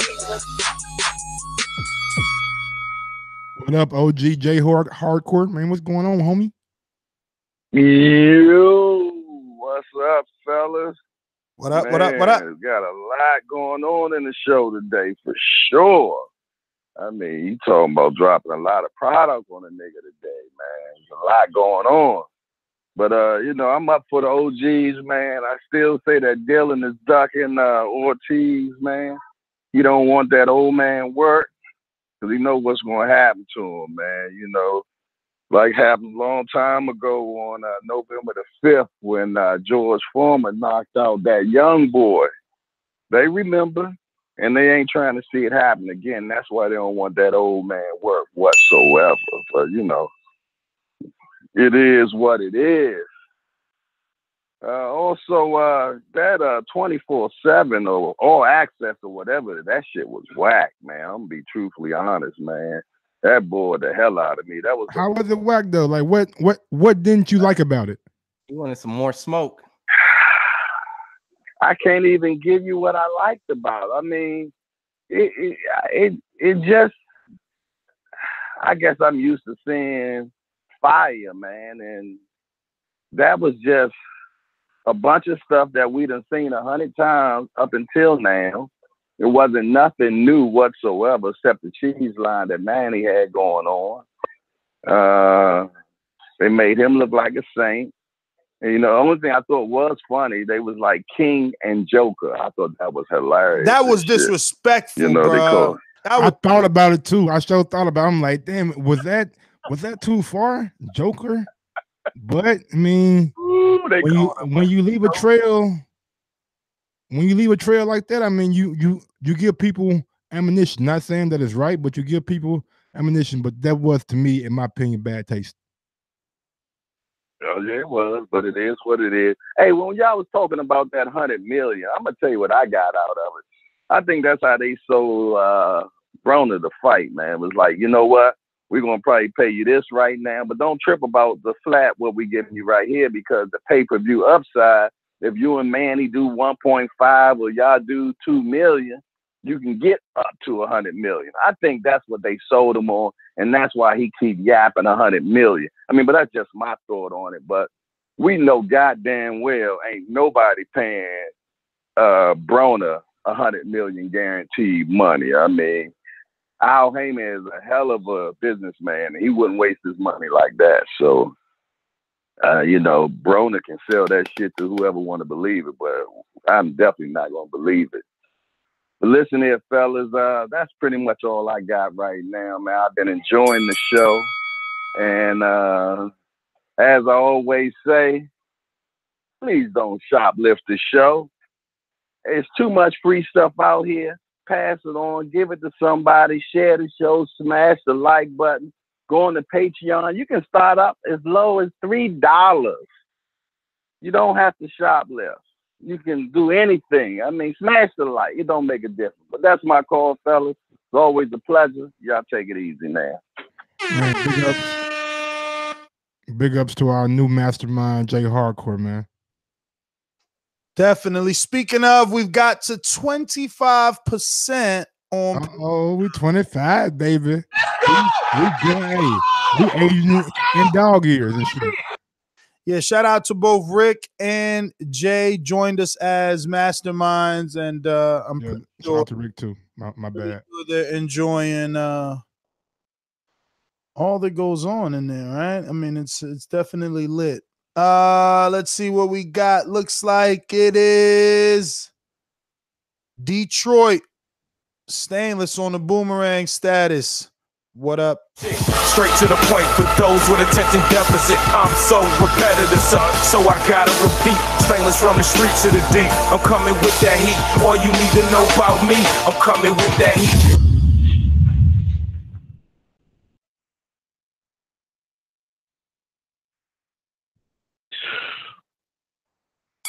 TBV, what up? What up, Stainless? You already know, man. Happy Sunday to y'all. You know what I'm saying? Thank you for another action-packed, full motherfucking roster of a show. Man, there's so much to talk about. I don't even know where to start. So has Broner Amir Khan been made official, or is still just in the rumor mill? Rumor mill garbage that might want to just keep keeping alive. I mean, Bobby Arum came out on Sirius. Go ahead. To me, or did this rumor mill shit start after y'all had Bomac on here, and he told them that they were still in negotiations and that they was real close to actually making that fight? I mean, yeah, Arum came out later, but even before Arum came out, all of a sudden, like the next day, it came up on the rumor mill.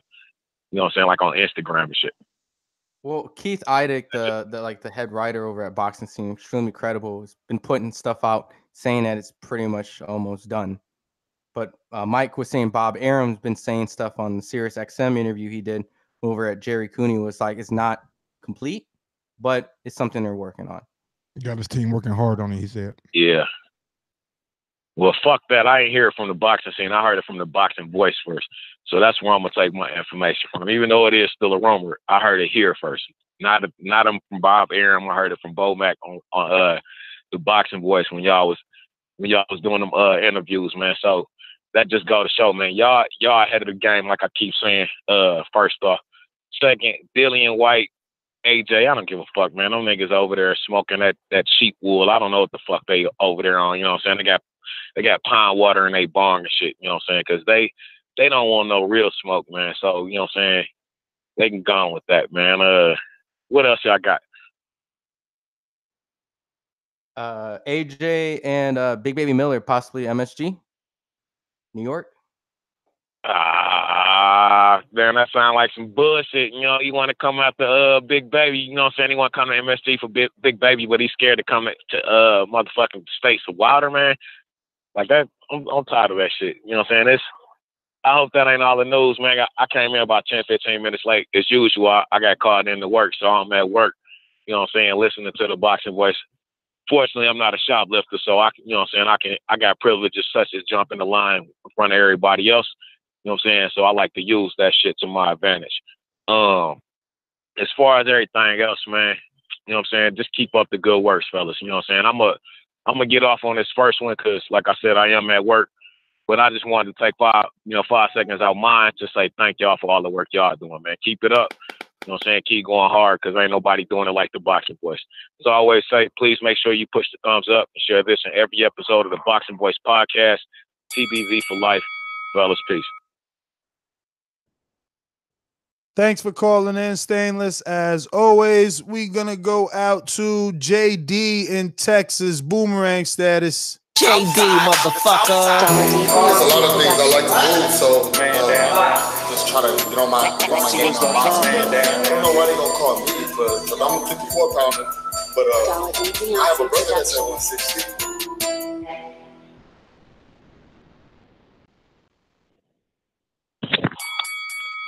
Yo, what's going on, fellas? Touch on a few topics real quick. You know, I started off with it might cause some controversy, but you know, Terence Crawford, Amir Khan, not a bad fight, and here's why. You know, honestly, Amir Khan, you know, a lot of people shit on him, but ain't nobody got time for that. One thing you can say about Amir Khan is nobody outboxes him. You know what I'm saying? So as far as winning rounds, he doing that all day.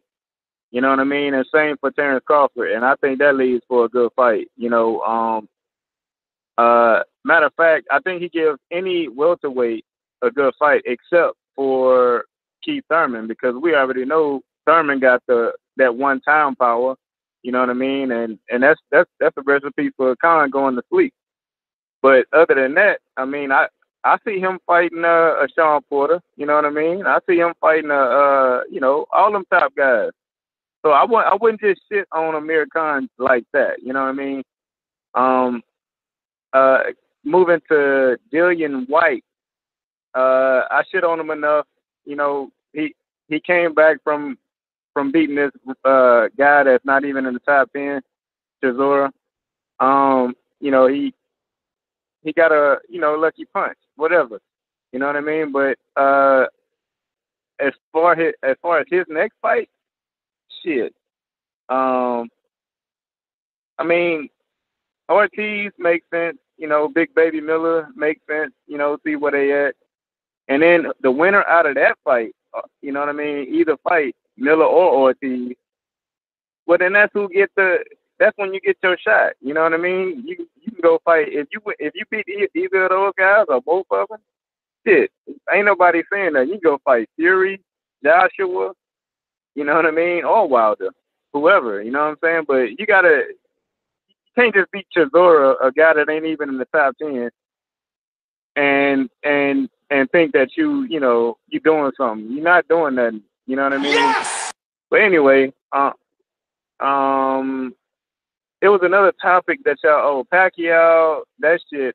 Listen, I see what you're saying, Mike. Like it did make it look like he was, you know, the Pope.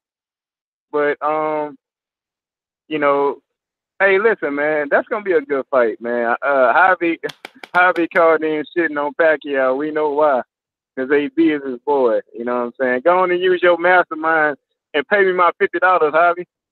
But that's all I got. Hey, man, they made him look like a god over there. Just, man. FYI, I'm out here. You feel me? Out here where? I'm out here. That reminds me.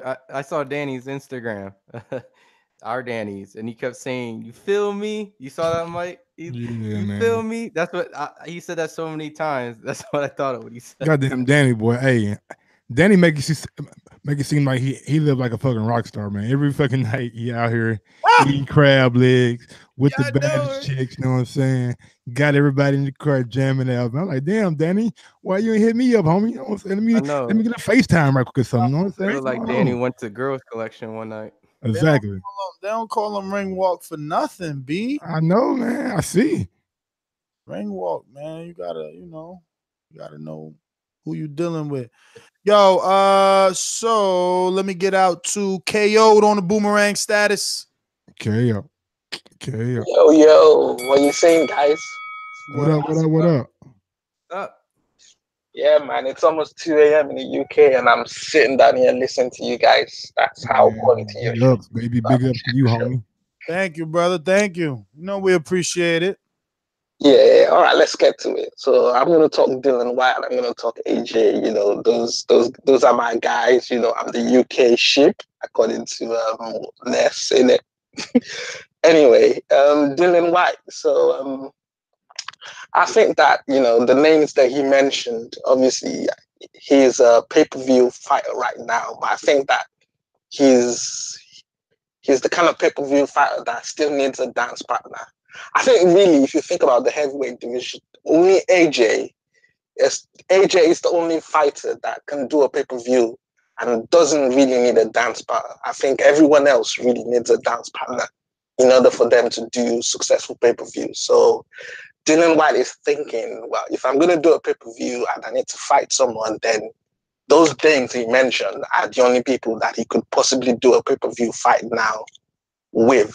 And to be honest, if he did a pay-per-view fight with Ortiz, he probably won't be able to succeed with it. So that's why he's not mentioning the name. So he's thinking more business now. And that's why he's saying that, well, the hardcore fans want the fight, but obviously the casuals, they're not necessarily going to pay for Ortiz, because the casuals don't really know who Ortiz is. And that's the truth. I mean, what do you guys think about that? Quack, quack, quack, quack, quack, quack, quack. That's what it sounds like. You telling me that the business of boxing is better for Dillian Whyte means Dillian Whyte's ducking. Like you said, he probably won't win the Luis Ortiz fight. That's why he isn't saying his name. You said it all. I heard this quote. I'm saying he won't win. I'm saying that he won't be able to do a I mean, I don't know. You might have to go rewind the show. You said he probably won't win the Luis Ortiz fight. That's why he's not doing a pay-per-view with Luis Ortiz. Those were your words, not mine. I never said that. I said he won't be able to do a successful pay-per-view. Don't put words in my mouth. Sounded like it. Successful pay-per-view means what? That he won't get the win. No, he won't get people to buy the pay-per-view. Why won't he get a guy who was signed to Matchroom, had 3 Matchroom USA fights, was the mandatory to AJ, had a fight with Wilder where people thought he beat him in the 7th round? Why won't that fight be successful? Because the casuals don't know what it is. You got to understand, Ortiz is only really popular with, and you said it yourself. You said it on the other Patreon show that, you know, when a guy doesn't speak English, you know, Ortiz, you were mentioning Usyk. These guys, they don't speak English. They don't really, people don't know them. The casuals don't know what it is. The casuals know Brazil because obviously he's fought AJ. Yo, I love how the narrative has switched. The minute a UK shepherd says something, they all follow. No one knows him. Speaks no English. You know what I'm saying? I mean, but that's like it's a point though. Like it's not going like boxing is a business disguised as a sport. I think the business of boxing always takes over if they're going a route which makes the most sense for Dillian Whyte. And Brazil fight is probably more marketable and more sellable in the UK than an Ortiz fight. This is my question, and there's many different reasons why, but you know, there's a lot of fighters that couldn't speak proper English, and it was built up as a big fight or a big star, and they slowly progressed them into it. I know speaking English is a huge thing because I know Kasha Zhu was someone who didn't speak English, and they had to have him speak, you know, the proper language to sell him. But you know, I mean, look, Canelo don't speak English, but many. There's right. Well, I'm saying Canelo don't speak English, but Ortiz don't have the same backing, the same fanfare as a He didn't have a Canelo. machine. He doesn't have a machine to push him. There you go. But with proper marketing promotions, you can always play those clips of Wilder getting his ass tore up before he knocks him out. Having Wilder that can only go so damn far, near man. dying. You gonna need those confrontational moments between Dillian Whyte and Ortiz. And I just think Brazil will be able to do a better job at that than Ortiz would. Dillian Whyte can also flip a damn table on Ortiz. That's enough right there. He didn't need to talk. He can talk and then do some crazy shit. I think Dillian Whyte has mastered a press conference as well as getting up to like the Tyson Furies and Derek Chisores before. We'll know, but like in my opinion, like we'll know that'll be staged. But a organic verbal spar between Brazil and Whyte may be a little bit more organic and may be more sellable. You know what I'm saying? Like if Dillian Whyte just gets up and flips the table on Ortiz, then we're looking like that's probably planned, probably staged. You know what I'm saying? But a confrontation between him and Brazil where they got to face off and they're talking between each other during a press conference, like you can clip that shit, put that with whatever y'all guys do, and sell it to the public. Let's go to Javier on the boomerang. Hey, what was Dillian Whyte and Lucas Brown? Was that a pay-per-view or no? In UK. I don't think so. I don't think so either. HBO showed it though. That's true. That's true. It was HBO. Bruh, I just don't think. I think Dillian Whyte and Ortiz, like, what is dude talking about? That's definitely a pay-per-view fight in the UK. First off, we always talk about how educated the UK fans are towards boxers. I'm pretty sure they know who Ortiz is. I don't know why he's trying to act like they just all of a sudden don't know who Ortiz. Like, bro, don't do that. They know Ortiz, and it would definitely be a fucking pay-per-view in the UK, guaranteed. Dillian Whyte just don't want no work. He don't want nothing to do with Ortiz. But Ortiz old. Everybody else called the motherfucker old, but don't want to fight him. It don't make sense to me, man. Hey, your boy Terence Crawford, if he could ever, get over to the PBC side or fight somebody on the PBC side, he could try and slide into that AB Pacquiao, get the win out of that. I don't think they're gonna let it happen, but I'm just saying, Terrence needs somebody. Collazo ain't gonna do it, and I really don't want to see your boy Mario boy. I don't want to. Oh yeah, man. Look here, man. Like I said, like before I started my argument, if Terence Crawford don't get Amir Khan out of there within 10 rounds, then I'm disappointed as a Terence Crawford fan. And the thing is, folks, he talking about Amir Khan is a great boxer, but Terence Crawford is a great boxer too, like with power. So I mean, I don't get it, bro. And Ryan, did you say something about Amir Khan got a good chin actually or some shit earlier? I think you said that. No. I was asking Mike who has a better chin, Amir Khan or Benavidez. Mike said Amir Khan, so I just played off what he thought to kind of see what he. I should have asked you. Wait. You said Amir Khan got a better chin than Benavidez? I mean, he did go the distance. He won against Mike, shut up, Mike. I don't want to talk against Maidana. He beat Maidana. Mute yourself, Mike. Mike, mute yourself. You retarded. He beat Maidana. I'm done with you, Mike. You just said Maidana got cracked. Maidana got cracked, man. What the fuck, bro? Leave me alone, bro. So Marcos Maidana ain't got no crack. Some people act like motherfucker he stopped, bro. He didn't stop. But so he ain't got no crack. Oh, that's cool. He got cracked. So we just gonna talk. You just ignored it. Khan got his ass cracked all these other times. I mean, I ain't say I didn't say he got the best in the world. I said shit.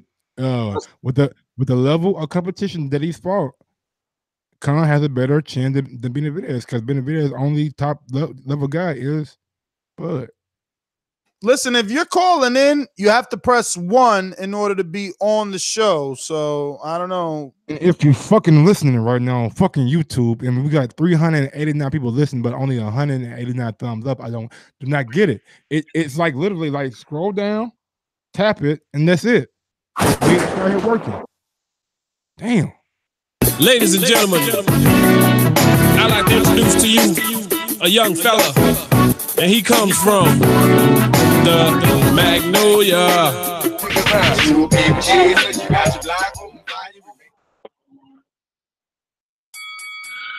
Whoa.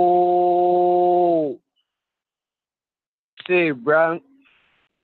They got a lot of shit going on the show tonight, bro. First of all, bro, nobody on the panel, they ain't knew this dude Khan fought at 140, you did. Who ain't know? I said that. No, we knew he fought at 140. I didn't know Maidana Amir Khan was at 140. That was the thing. I thought I was at 147. He fought at 140. I said, I didn't know that. He fought Danny, he fought Peterson. You know what I'm saying? Maidana. I was like, damn, what's going on? Real quick, who won that fight?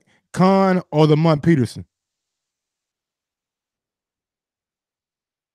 I mean, it was a close fight, bro. I mean, they gave it to Peterson, bro. So, you know, I felt like Peterson won it. But I'm going to tell you like this. I feel like Peterson won the fight, but when I found out some shit that happened after the fight, I felt differently.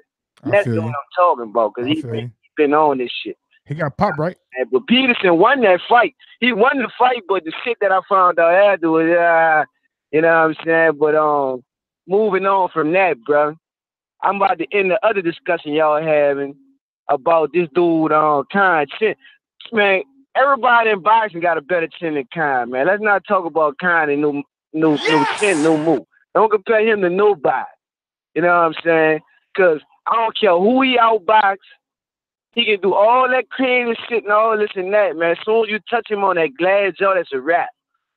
This ain't nothing but a money grab, bro. And look, when they're doing the pay-per-view, it's right after the Spence fight. Is it March? It's right after. Yeah, it's like a week after or something like that. Man, that's bad marketing, man. Like, Top Rank normally do a better job than that, bro. I mean, that's how many people. Ness, who you think? How many people you think gonna buy that fight right after the Mikey Spence fight? That's a bigger fight. That's a more competitive fight. Man, you know what I'm saying? like I said earlier, how many more people gonna spend that money over that week, bro? I don't know, but like I said, man, I hope it do over 500. You know, I want them all to be successful. How? I don't know. I don't know. Over 500 a week later. It won't. Then you got Broner Pacquiao in January. Then you got the Mikey Spence in March. I don't see, man. I don't know, man. I don't know what the hell he doing over there. Then once he get those low pay-per-view numbers, Ness, how he gonna negotiate after that? He gonna be the B side. Who he gonna be the A side against? Against Mean Machine. That's my call, though, man. Against who? We got a super chat, man, from Joseph. Who the fuck is that guy? Joseph Rodriguez Garcia. Khan beat the pre-Robert Garcia boxing Maidana. Big difference. That is true, but it ain't a big difference. That is not true. The fact that he wasn't with Robert, okay. But you can't, I mean, you crazy. Listen, I still say that Maidana only lost that fight because of Joe Cortez. I mean, this is what I'm saying about y'all. Y'all don't even watch these fights. The ref could have stopped that shit. Not only could he stop it, he took a point away from Maidana for a fake elbow that never landed, never was thrown. You know what I'm saying? So it's like fucking cheating all the time. Yeah, I mean, I'm stalling. I'm writing in a brand new number. I think it's the first time call. You all good. Hey, but you know, there's always that suspicion. You know, people always tie in Alex Ruiz or whatever. Yeah, there you go. I was just gonna bring that up, Ryan. Like, who was training the motherfucking Khan back then? All right, let me go to take it away on the boomerang status. KO, what up? What's going on, KO? Yo, can you still hear me? Yes, sir. All right. Yeah, I didn't finish what I was saying the other time. I was going to talk about AJ fighting Miller in America, and Ness was saying, why wouldn't he fight Deontay in America? How you feel about that though? How you feel about AJ not keeping that Wembley date and coming over to America and fighting Big Baby? Well, here's the thing. Like, Ness, you're gonna let me talk, man. Relax. Anyway, what I was saying was, listen, yeah. At the end of the day, the fight with Deontay Wilder is an undisputed fight. So, and from AJ's perspective, there's never been an undisputed fight in the UK. So he wants to bring the fight to the UK, which, to be honest, I think that's fair. Y'all just had one with Usyk. AJ's too late. That wasn't in the UK. It wasn't in the UK. No. Liverpool is in the UK anymore? Usyk Bellew wasn't UK? That's not an undisputed fight. What? Usyk Bellew? All the belts. No, I'm talking about a unification, a fight. Look at it. He want to change it. He want to change it. He's changing two champions. Tell AJ he's too late. Tell AJ he's too late. It's not a heavyweight fight. Them like them ESPN things, like first of this and this date of this month of the week. And also, it's not like it's not an undisputed fight in the sense that we're not fighting for the belts. It's not two champions coming together, bringing belts together. Does that make sense? It's Usyk defending his belts. It's two different things. It's two different things. I mean, and also, it don't make sense, but I get your loophole. Wait, listen, Ness. The other thing is this, yeah. Like, have you guys ever been to an AJ fight? Has any of you actually been to any of his fights? Nope. No. In Wembley. Not like, until he fights Wilder. There is absolutely ridiculous. Like, you can't find anything else. There's nothing in America that will compare to that. And so, if AJ wants to have that for an undisputed fight, I think it's only fair. To be fair, it's only fair. Don't you think? I mean, I can from a rational perspective, I can see why AJ wants the undisputed fight in Wembley. Yeah, he wants them hometown judges to make sure he keeps that belt. No, he's gonna knock Wilder out. We all know that. Let's not even talk about that fight. I mean, we all know he's gonna knock Wilder out. Yeah, he wants hometown advantage. To this day, we know that. So let's not even talk about that. Wilder said on your show that he wouldn't take that fight for any money. Didn't he say that? Nah, he didn't say any money. That's not true. Not true. Hey, but to comment on the nothing's like an AJ fight, if we're strictly just talking in just spectacles and events, a Super Bowl easily. I mean, what? Do you know what a Super Bowl is over here in the US? Have you ever been to motherfucking NBA game finals, nigga, a game 7? Goddamn me, Jordan in the fourth quarter? Come on, man. Don't get it twisted, baby. We got sporting events now. So I think. I mean, look. Go ahead. He was talking boxing. Yeah, I know, but you know. What I'm saying? Yeah, that's what I'm saying. If it wasn't boxing, but if it's boxing, look, Mexico had a big fight. They had Chavez and Hagen. I think that shit was more than an Anthony Joshua arena felt. I think they had over 100,000 people in there. Ron with the I thinks. I'm gonna start doing Ron stats. One guy left, and then another guy's here with the bogus stats. I think. Hold on. I admit when I'm analytic wrong, Ron. I state things when I know, and then I think when I'm estimating. But let's just look it up. Let's just see if Chavez and Hagen, what they did in Mexico, how many people they held. Go ahead, bro. I'm gonna get out to some callers. And smack on some candy. No, it's actually cranberries. I mean, same difference. You hating? Call me a hater. Yo, they had 132,000. 132,000, bro. In Mexico City. Bow. That was from ESPN. Let me go to the top. We're going to Anthony in Cincinnati. Talk. What's goody? What's goody? Real quick, shout out to motherfucking Caleb Plant and Jose Benavidez. I was just watching a face to face. All Access. It's called face to face, right? Yeah, that shit was good as fuck. I had no idea. Like, I didn't really know Caleb Plant's story. Like, I always hear you say he got a story, but that motherfucker got a story. And then so the strategy, like, that shit was deep, man. I got the feels for him. I'm sorry for him. But tell what's that UK call it? KO. Tell KO to shut that soft ass shit up, man. We all know Dillian Whyte the duck, AJ a duck. Like, it's plain to see, and they doing damage control. That's all it is, man. That All Access, that shit was whack. That shit was whack, man. Like, I really expected it to be better, but that shit was whack though. And yeah, just like what's the name said, that King versus Joker shit, I ain't feeling that. If I may be, I'm mad about that. So yeah, but what was it, Ladybug? What up, my nigga Mike? What up, bro? Get him. What's goody? What's goody, baby? I ain't ducking no smoke. He wants it. Bruh, I ain't mad at this Khan fight at all. I think it's good. I think it's a good fight for him. I think Khan gonna get in some trouble. Yes, sir. Get in some trouble. I don't think he's gonna knock out Khan. I mean, he talked about Khan's chin, but we really don't know about Crawford's power for real. Like, he ain't fought nobody elite. Yeah, he knocking out motherfuckers he's supposed to knock Khan ain't out. elite. But Khan not elite. I mean, he elite compared to everybody else Bud fought. He beats everybody else Bud fought. So we don't know if he beat Jeff Horn. I don't know. That's what Mike gonna say. Yeah, I don't know if it be Jeff Horn, homie. I can't say that.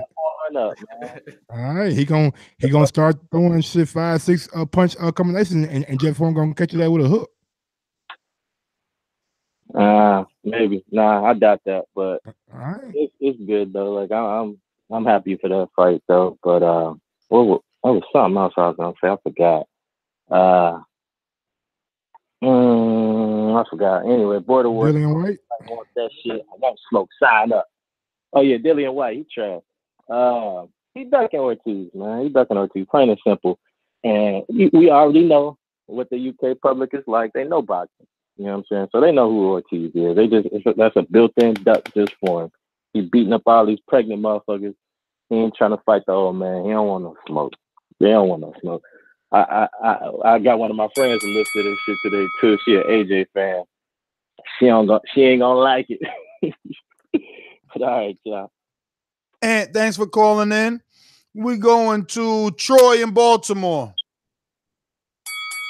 What up, Troy? What up? What up? What up?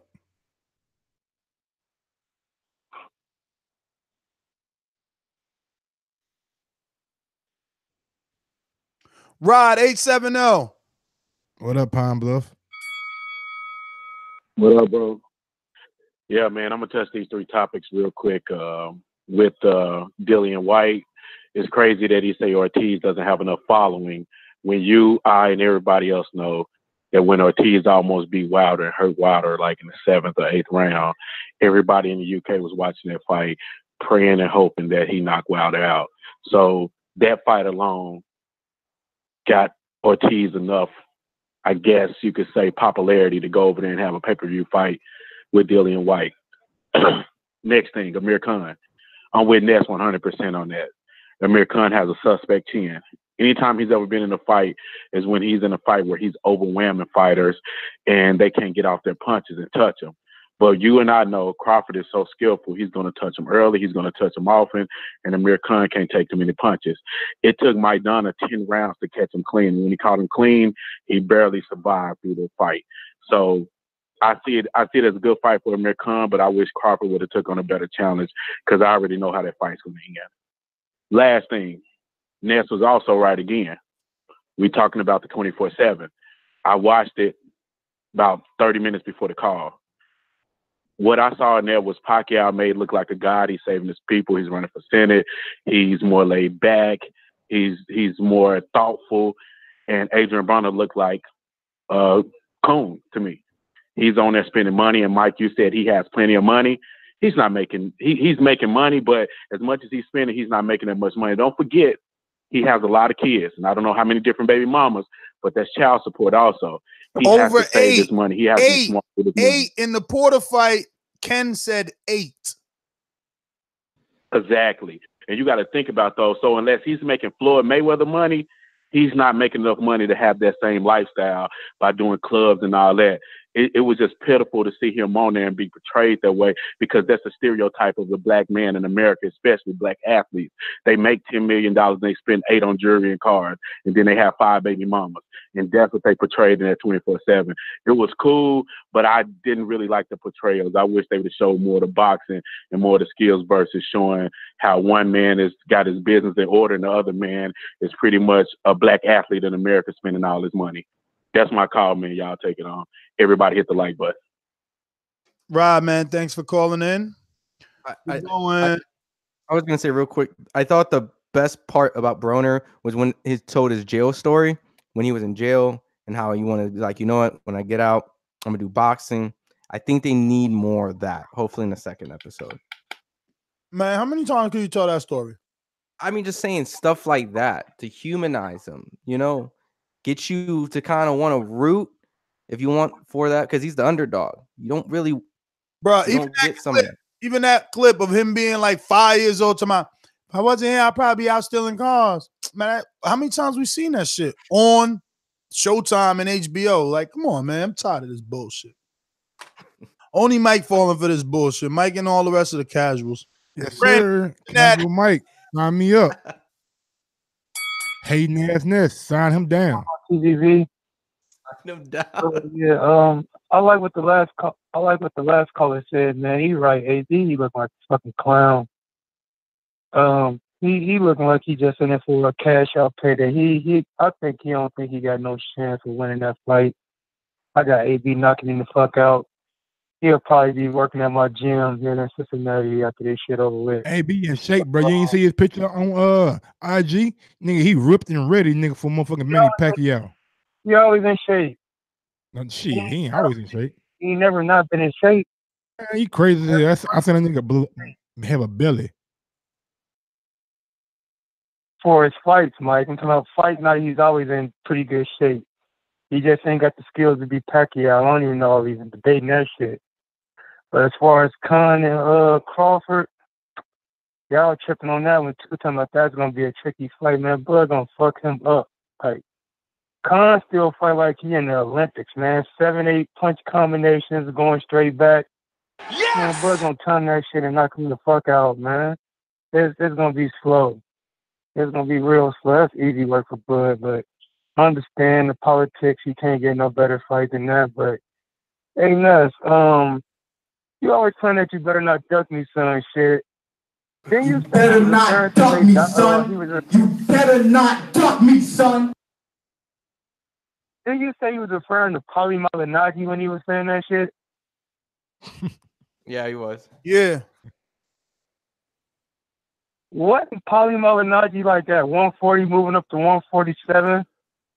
So what was Keith calling him out? Keith was like 18-0. So you could stop that narrative.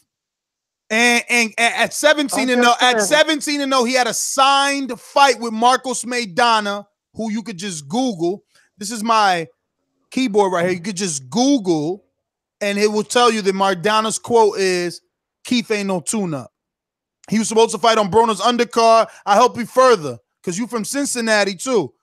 It's a damn shame you ain't know he was going to be on the Elio Rojas, whatever, Eloy Perez, the kid that got caught sniffing coke in Cincinnati right before the weigh-in, the Broner choke. Thurman was supposed to be on an undercard with Maidana. Thurman was supposed to be on an undercard with Maidana, but Maidana said, you know what? I don't want that one-time work at 17-0. So knock it off. People been ducking Thurman. That's why he made Earl wait, because he had got ducked. He was the WBA regular champion, which makes him the mandatory to Floyd. Floyd dropped the belt. He ain't want that work. Thurman was calling out Floyd at 17-0 versus Orlando Lara on HBO. Knock it off. Respect that man. The only man to unify in your generation. Name another welterweight unify. I'll wait. Go ahead. I ain't even mute you yet, because you can't answer. You, Crawford, Earl, nobody can fucking answer. Give her that shot he want. Give her that shot he want. Earl been calling him out since when?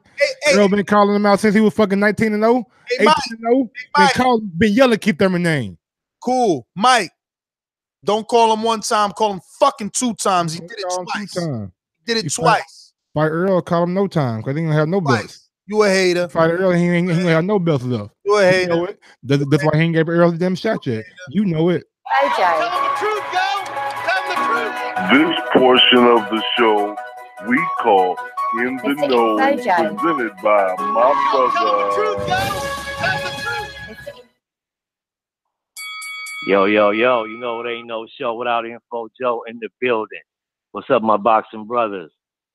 Yo, shout out to Rob, man, best caller of the night, referring to that All Access, man. It was boring.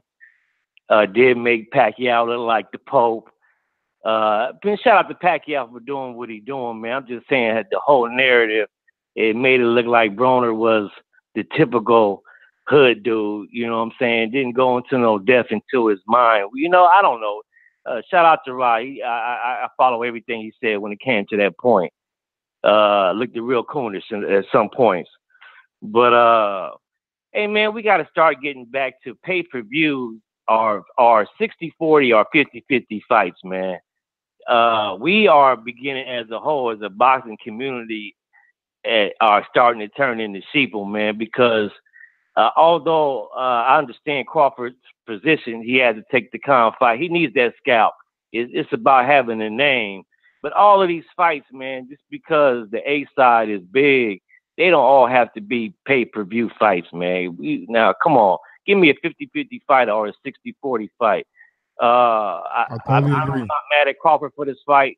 What'd you say? I totally agree. Yeah, because it seems like every fight now they want to make, that's 3 or 4 pay-per-view fights that they're asking everybody to sell out. And ain't none of them 50-50. Mikey Garcia and Spence is not a 50-50 fight. Not even 60-40. I don't know what kind of fight that is. At least that's kind of a 60-40, somewhere in that range, I guess, maybe. Crawford and Khan is not a 50-50, not a 60-40. Everybody thinking that it ain't gonna go a good 6 rounds. Khan is a good boxer, and as long as it ain't gonna take a long time for Crawford to find his chin. But I understand in his position only, he needs a name right about now. He can't be sitting around waiting for other guys. Man, Spencer said the same guy that said he'd rather take the easier route, and he got the easier route. He got fucking Mikey Garcia. Hey. Let me say this, man. I've been wanting to say this for the last few shows. A lot of guys on both the PB side and Crawford, they both be saying, I'm talking about Spence and Crawford, talking about they're their own boss. Out of everybody who seems like they're their own boss is Mikey, because Mikey got the fight that he actually wanted. Don't cut him off, nigga. You mean Keith? Don't cut him off. You mean Keith? Don't cut him off. Keith Mike got what he wanted. Yeah, you mean Keith looked like the boss? As of right now, Mikey got the fight that he wanted. Spence didn't get the fight that he wanted. Nope. And Crawford haven't got. Thurman the fight got all the fights he wanted. Be talking around with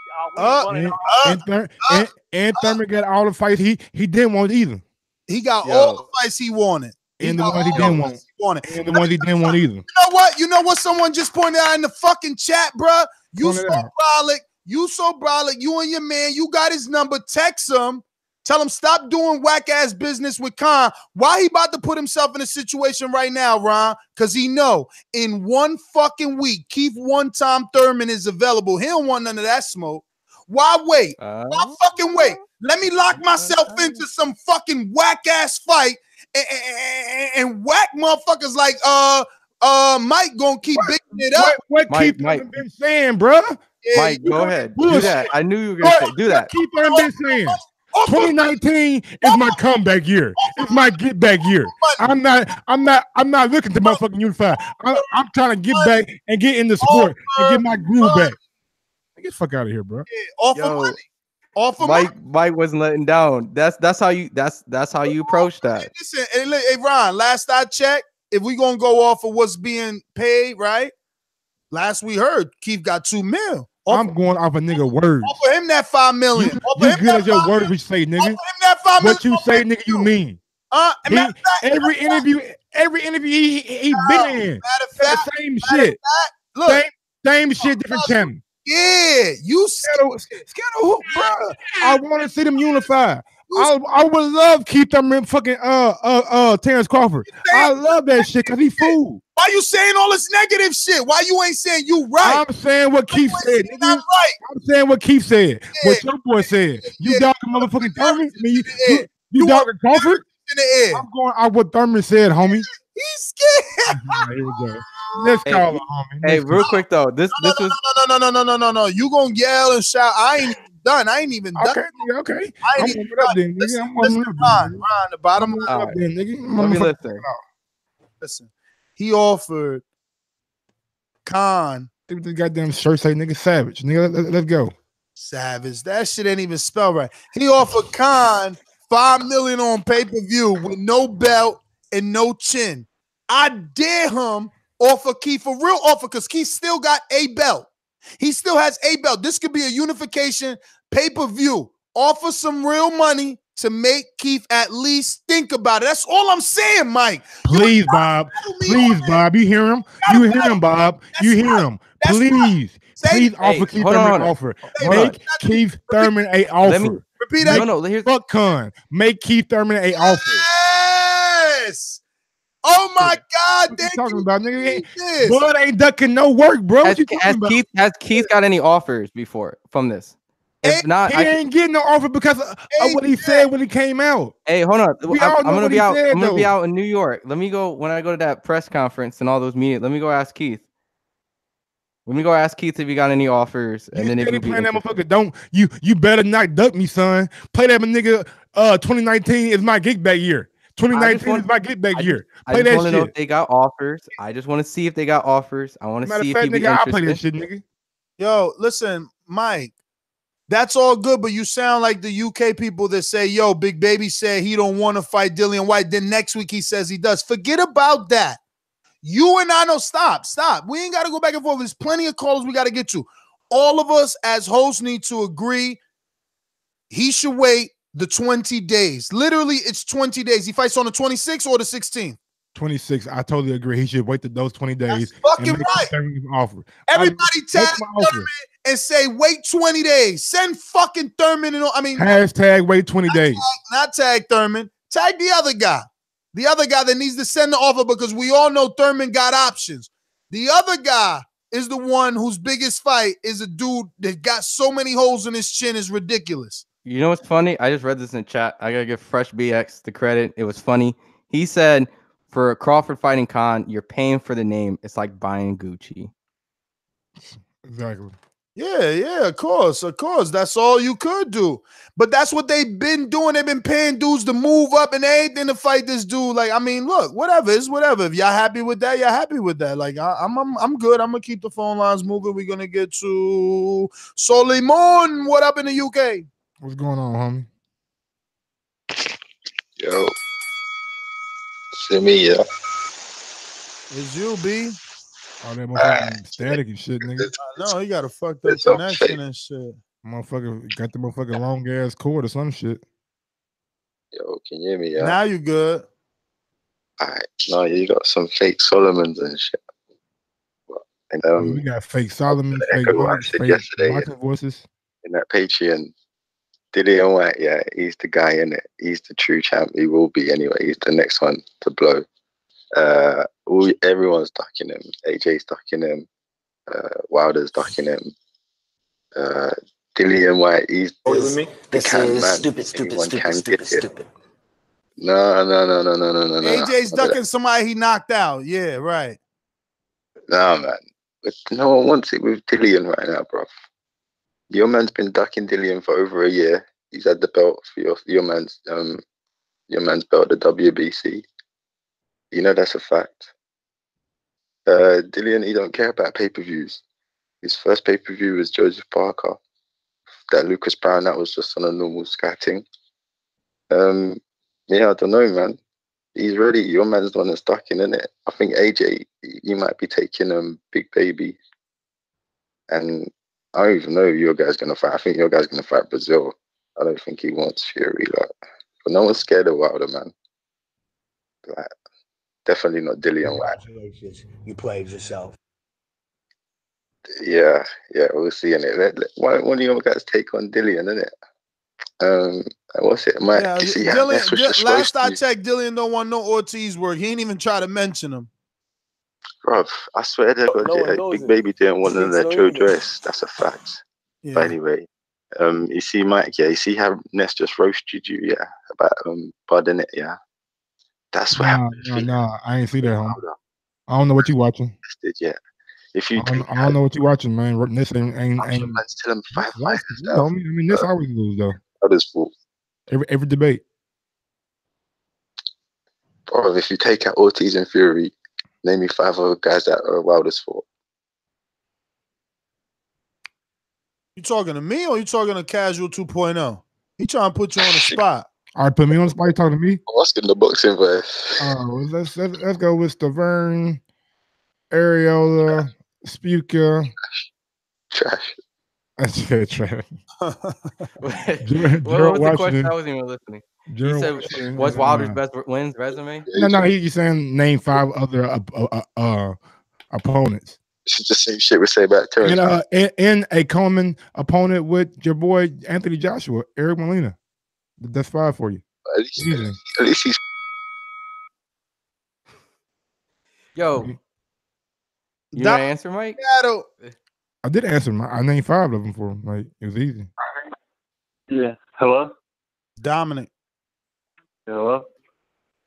It was good. I want to talk about you guys have been missing the whole point.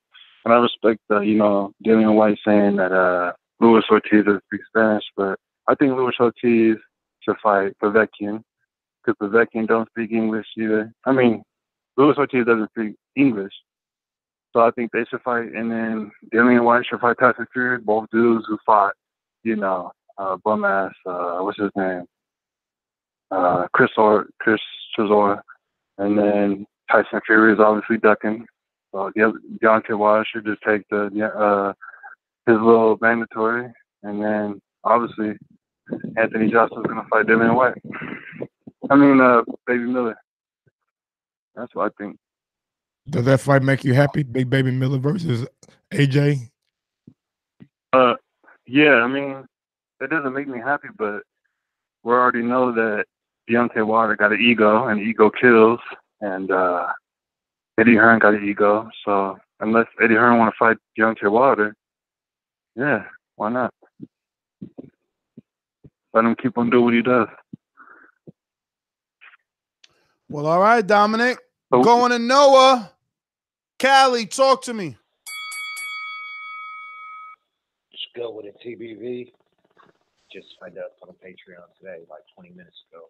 But anyway, 2 points. Talk into the mic, Noah. Where you at?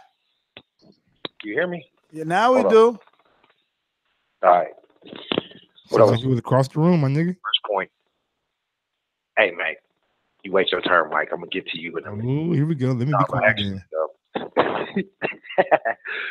But actually, the first point I want to make is I think this is a good fight.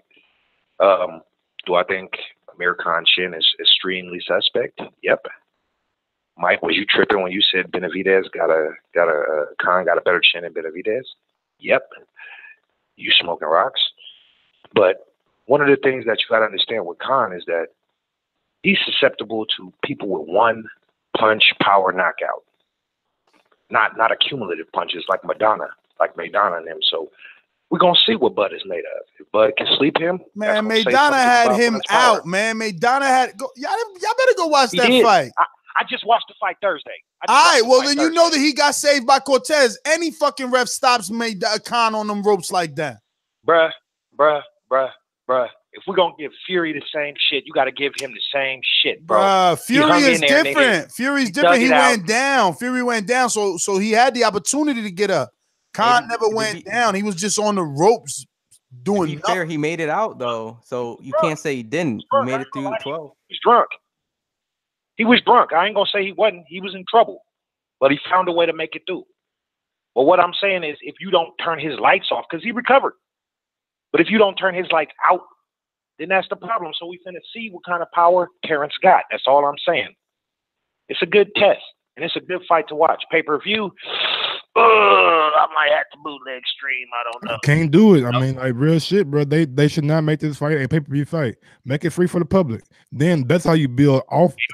You build off this fight. You don't make this the fucking debut pay-per-view on ESPN for Terence Crawford. Top Rank, if you're listening, listen well. Do not make this the first pay-per-view for Terence Crawford. Can you get the Khan fight without pay-per-view? Wait on a Danny Garcia for the summertime. If they say they're gonna Danny's available in March. Thurman's available in January. Wait for one of those guys to make it a pay-per-view fight. But what if they couldn't get the Khan fight without pay-per-view? Make these mediocre fights when they got available opponents in January. Shit, if you can't get Khan, shit, offer it to Brooke. Brooke will take it. Shit, you got to do something, bro. Brooke wanted the Khan fight. They ain't even offering Brooke that fight. They don't want no real welterweights, man. It is what it is. Well, he been showing us what it is. The only one that don't want to open their eyes is my man Mike. 585-212. First time caller. 585-212. I mean 585-210. First time caller. Yeah, what's up? What's up, brother? What's man TDP? TDP? Where you calling in from? From Rochester, New York. Talk to us. Upstate. Hey, what's up, Boxing Voice? It's your man TDP, a.k.a. Buttercream, a.k.a. Tom, Dick, and Harry. Don't fuck with Toms. Carry Dick. Don't like my women too hairy. But, yo, Ness, you been going hard on Crawford. You talking crazy. First off, Keith Thurman not canceling his fight. He need whole 2019 to get ready for any elite welterweight. He ain't got to cancel his fight. You already coming on with bogus information. Can I finish my point? Even though you was trying to shit which on, point you making? The one about him not needing a How cancel? we gonna get new listeners if our new caller can't get his call off? I'm just saying. Hold your point. No, he gonna say I'm wrong. He already wrong. Talking about Keith ain't gonna cancel. He don't need to cancel. Finish. Let him finish. 20 days. In 20 days, keep him. You can rebuttal after he finished. Turn the clock on, bruh. So you can. My bad. My bad. Oh, so then it's clockless. You ain't hear no clockless. All right, well, go then. Go at him then. Now I'm gonna turn it on. like I was trying to say though, you was trying to shit on Lomachenko. He came straight off for the contender, straight off an injury. Hurd need a comeback fight. He's trying to prepare for Charlo. Keith Thurman need 3 fights to get prepared to fight for elite welterweight. You got to cut that out, Chant. You'll never have that same energy towards the PBC side. You're trying to shit on Bud, man. Danny didn't want that fight. Danny not going to take the fight in the summertime. Porter not going to take that fight in the summertime. Earl Smith's not going to take that fight. And they all have been quoted as saying they didn't want to fight Terence Crawford. You can go look that up too, by the way. You got a YouTube channel, don't you? Yeah, No, why you quiet? channel. You lying. You took way too long to answer that shit. Nigga, it's a delay on the motherfucking feedback, bro. Damn, come down. Delay. Damn, yes. He ain't got no channel, then he your motherfucking cousin. Y'all both Crawford. You're my cousin. Got it. You trying to throw me in there all the delay. I'm fucked up. I'm not interested in White fighting anybody but Ortiz.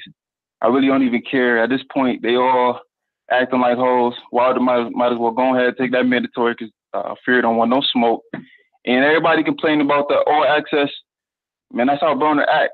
You can't really complain. I mean, he is kind of coonish. We all being honest, man. Pacquiao is Pacquiao. So, I mean, that's my call. Shout out TBV. Let's stop hating. And yeah, I'm hating. I'm hating because you talking about Keith ain't gonna cancel his fight. He don't need to cancel. Bud need to wait 20 days. No, Bud trying to line his shit up with the real boogeyman, Earl Spence. So he can possibly make that fight in the summertime. Yeah, he gonna line that up. We ain't worried about Keith. We ain't worried about Keith. I hear you ducking. We ain't worried about Keith. You ducking for him. Keith ducking, nigga. Shit. You ducking. Keep free in 20 days. Why he ain't fought Earl yet? Then if he ain't ducking, Earl got a belt. If you want to unify so fucking bad, man, nobody tell Al Heyman make motherfucking Keith a offer for fucking Earl. If we want to see a nigga unify, you cutting up exactly. I'm cutting the call off now. I'm cutting your ass off too. He was trying to say something. No, I was gonna say Ness. If we being honest though, man, None of them fighting Crawford for the next couple of years, man. Man, you lying. Spence know what's up. You lying. None of them fighting. You lying. They gonna you fight each other lying. before You they. lying.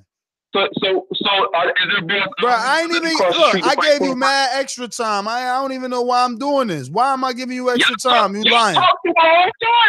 You lying. You over here lying. Didn't Charles Martin go over there knowing he was gonna lose to AJ? Why? Because they offered him money. So if you want, no, it don't, brother. So why Al Heyman ain't make Keith an offer for Errol Spence? They refuse. They got a plan. Oh, okay. Don't worry about it. Don't worry about that. Now you in the back room with him now, huh? Now you in the now we getting down to it, y'all. So now you're in the back room with him, huh? I'm not in the back. What's going on? I'm not.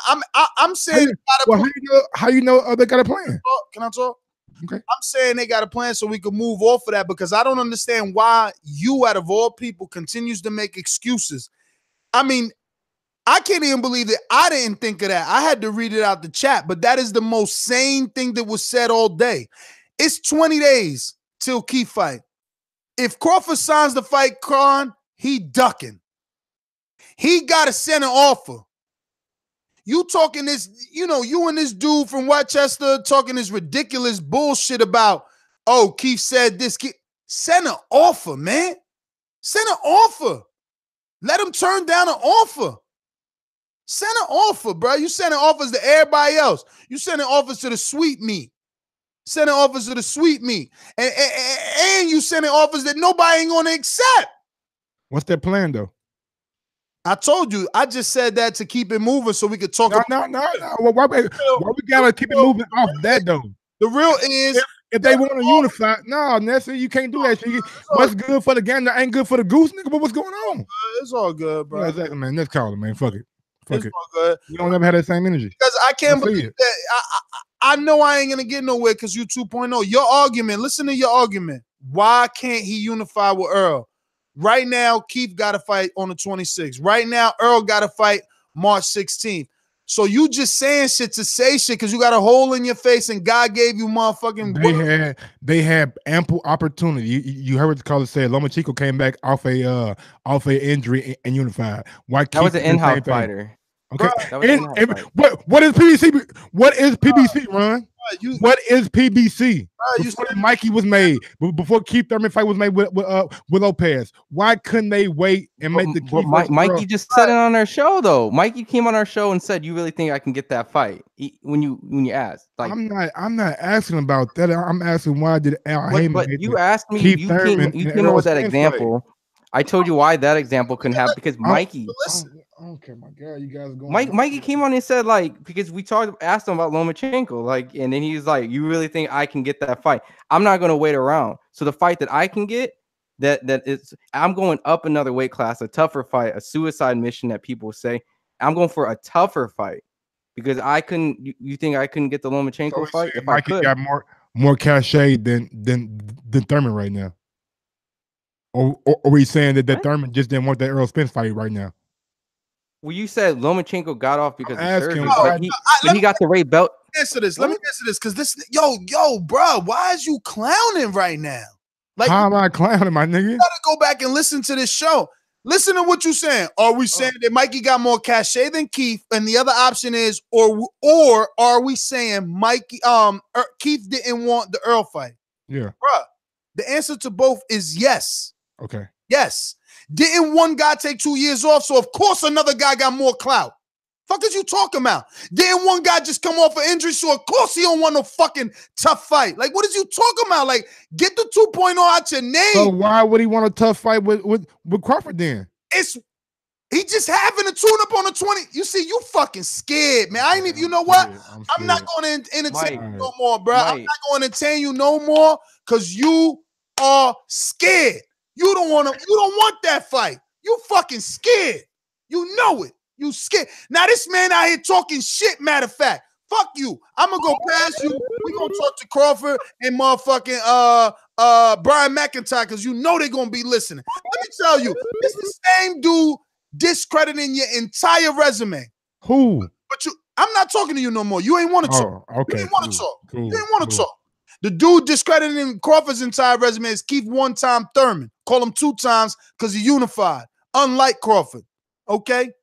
So he'd rather go make a fight with a dude that been knocked out by everybody. Everybody. Bottom tier. Bottom feeders. Where the fuck is Prescott at? Find out when his last fight was. And who He had so many losses. He's lost to hell of people. But my whole thing was, you can't bring up Lomachenko and unifying with an in-house fighter. That's top rank. That's easy. Good. No, you ain't getting it. Went over your head, Ron. Yeah, I got your back, Mike. He could bring it up because Lomachenko did unify with an in-house, meaning Bob did what he was supposed to do. What the narrative that Mike is trying to sell is that Bob never gave Earl the Thurman fight, yet he was out for 2 years, injured and marrying. You can't get the fight. You can't get it. You know, only a simple casual fan is going to say, oh, my bad. Yeah, he's super inactive. Lomachenko was active prior to it. Yo, granted the fact. Right. I mean, you know, you can't compare Pedraza to Errol Spence too. Like that's Aspen has straws because of the names that are available for his man. So he got to try to discredit everybody. He want to bring everybody down. Just you can't bring Pedraza and Errol Spence in the same breath. You can't do that, Mike. I mean, unifying titles. Oh my goodness. Why not Porter then? Oh, I like this calm Mike. Why this calm Mike don't fucking tell the ass to send an offer then? What, he don't want to unify, then he wants some straps. Come get the ain't it strap season? Fuck he talk. Wasn't it Keith just talking shit? Do I need to play the clip? Because I'll play it. I'll keep playing it. Gotta play that motherfucking get back here though, if you want to get back to the real source of it. See what I'm saying? You see what I'm saying? Like you sound just like this is why I call you a sheep. You still want my get back? We're gonna see who Keith fight next. Man, I don't understand what you don't get about money motivates. Money. I don't understand what you don't get about if money motivates. Al Heyman should make Keith a big enough offer for the Errol Spence fight. Wow. Again, please, and this is not a defense, okay? This is just giving you the logic that for whatever reason your brain doesn't want to register. If you're Al Heyman, why would you offer Keith hypothetically $8 million and say, yeah, here, my son, I know you heard, but take this $10 million on pay-per-view and fight Keith Earl anyway, lose, fuck up your career because you're hurt, but here's the big offer? Nah, bruh. He got a whole bunch of other fighters. He gonna tell him, yo, take the time you need. What you talking about? So the time he needs, the time he needs is all 2019. God can't do that. Okay, get that through your head. Your guy can't do that. Could he? Could he wait? Wait, what? Crawford. Could he sit around for 2 years waiting like Keith did? He wouldn't want to wait for 2 years. Could he? I mean, I'm pretty sure he could. Got the skills. And come back to what division? And you know what? I'm done with this dude. I'm telling you, he be just doing. I think he doing this shit on purpose. This dude's crazy. Okay, crazy. We got a new first time caller. 845-455. I said that right? 845-545. 845-545. Who's this? Yeah, that's me.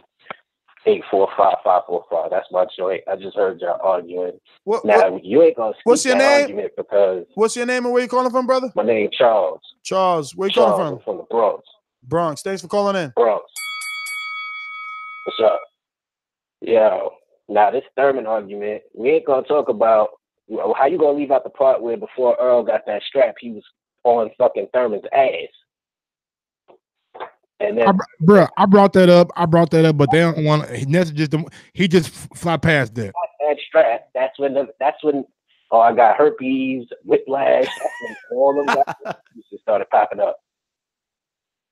So we ain't gonna act like Thurman ain't ducked that smoke because he was on his ass since he was 15-0.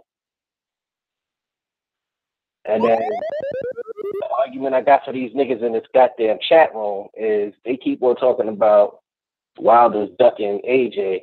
We're going to forget the fact that Wilder tried to chase his ass down. AJ made that bullshit offer, and Wilder said, I'll take whatever you feel I'm worth, and when I win, you take that in a rematch. And AJ didn't take that offer. And now everyone's talking about this $28 million offer. Can someone tell me or post a video where you see Hearn on motherfucking AJ saying, I will offer you $28 million. We got a video where AJ saying that I will offer double Deontay Wilder's highest purse. His recently highest purse was $14 million, reported by the boxing scene. So 14 times 2 equals $28 million. Yeah, but that's before they knew what the purse was. That's before the numbers came in. They just, I mean, if you say something, you know what I mean? His highest purse at that point was like $7 to $8 million. So that's basically that flat fee bullshit they was trying to offer him. Ain't that correct? Because nobody knew what the total was. I mean, again, we all interpret it as the 28 because no one is going to be stupid enough to give him double a flat fee. Like, he didn't accept the flat fee. So you got to be giving him the offer that you think he's going to accept, right? Yeah, I don't think you can come back to the table with the same 14. I'm just saying, up to that point, no one knew what he was making at that point. Like, the numbers weren't in; it wasn't final. They just knew what the Nah. At the point of no. At the point of the interview with AJ, yeah, everybody knew because there's even an article about Fury giving away the $8 million to the orphanage. Now, if they say, but now they say in the fight in the UK, if they fight over there, it's worth $50 million, right? Which fight? If AJ and Wilder fought in the UK, that's a $50 million fight. Well, that $50 million fight in the UK, that's an old number, bro. That's like 2 years ago facts. But damn, yeah, but that's your time, though. That was 3 minutes, $1 million. Yeah, man. I mean, we haven't heard Eddie or AJ say that the fight is worth only 50 in the UK in a long time. That's how the whole $50 million offer came about, because they try to say, man, Wilder's team saying this is $100 million fight. This fight more around $50 million. If it's $100 million fight, well, then offer me 50 and I'll fight you. And that's why, he stuck his foot in his ass. But we're gonna go with Boomerang Status. JD, what up? Yo, real quick, man, to the guys that's saying that Ortiz is he can't speak English and shit. Why wasn't they saying that shit when they was saying Wilder was ducking them? You know what I mean? Like, you know why? They came up with this. That's crazy as fuck to me. Like now he don't know English now that he got to fight your guy. But anyway, yo, Ness, got a question for you, man. Who is the best? Let me say this. How do I word this shit? Mikey Garcia and Spence, is that a competitive fight to you? No. Yeah, I don't think it's competitive to nobody. I don't think nobody, has that as a competitive fight. Yeah, but that's the difference. That's the difference, though. You can't pin me on Mike's side, because I actually took the pavement and interviewed dozens and dozens of people in the industry. I agree. Asking why the fuck this fight was even going to be on pay-per-view, let alone happen. And it still happened, but I did my part. I've done interviews with Barack, Brian McIntyre. I've done mine too. Hold on, don't just say nigga. You don't give a fuck about your man cherry picking, man. Get out of here. What you mean? I've done interviews asking people the same question nigga you ask. So don't say you be doing your work too, nigga. I've been doing mine too, homie.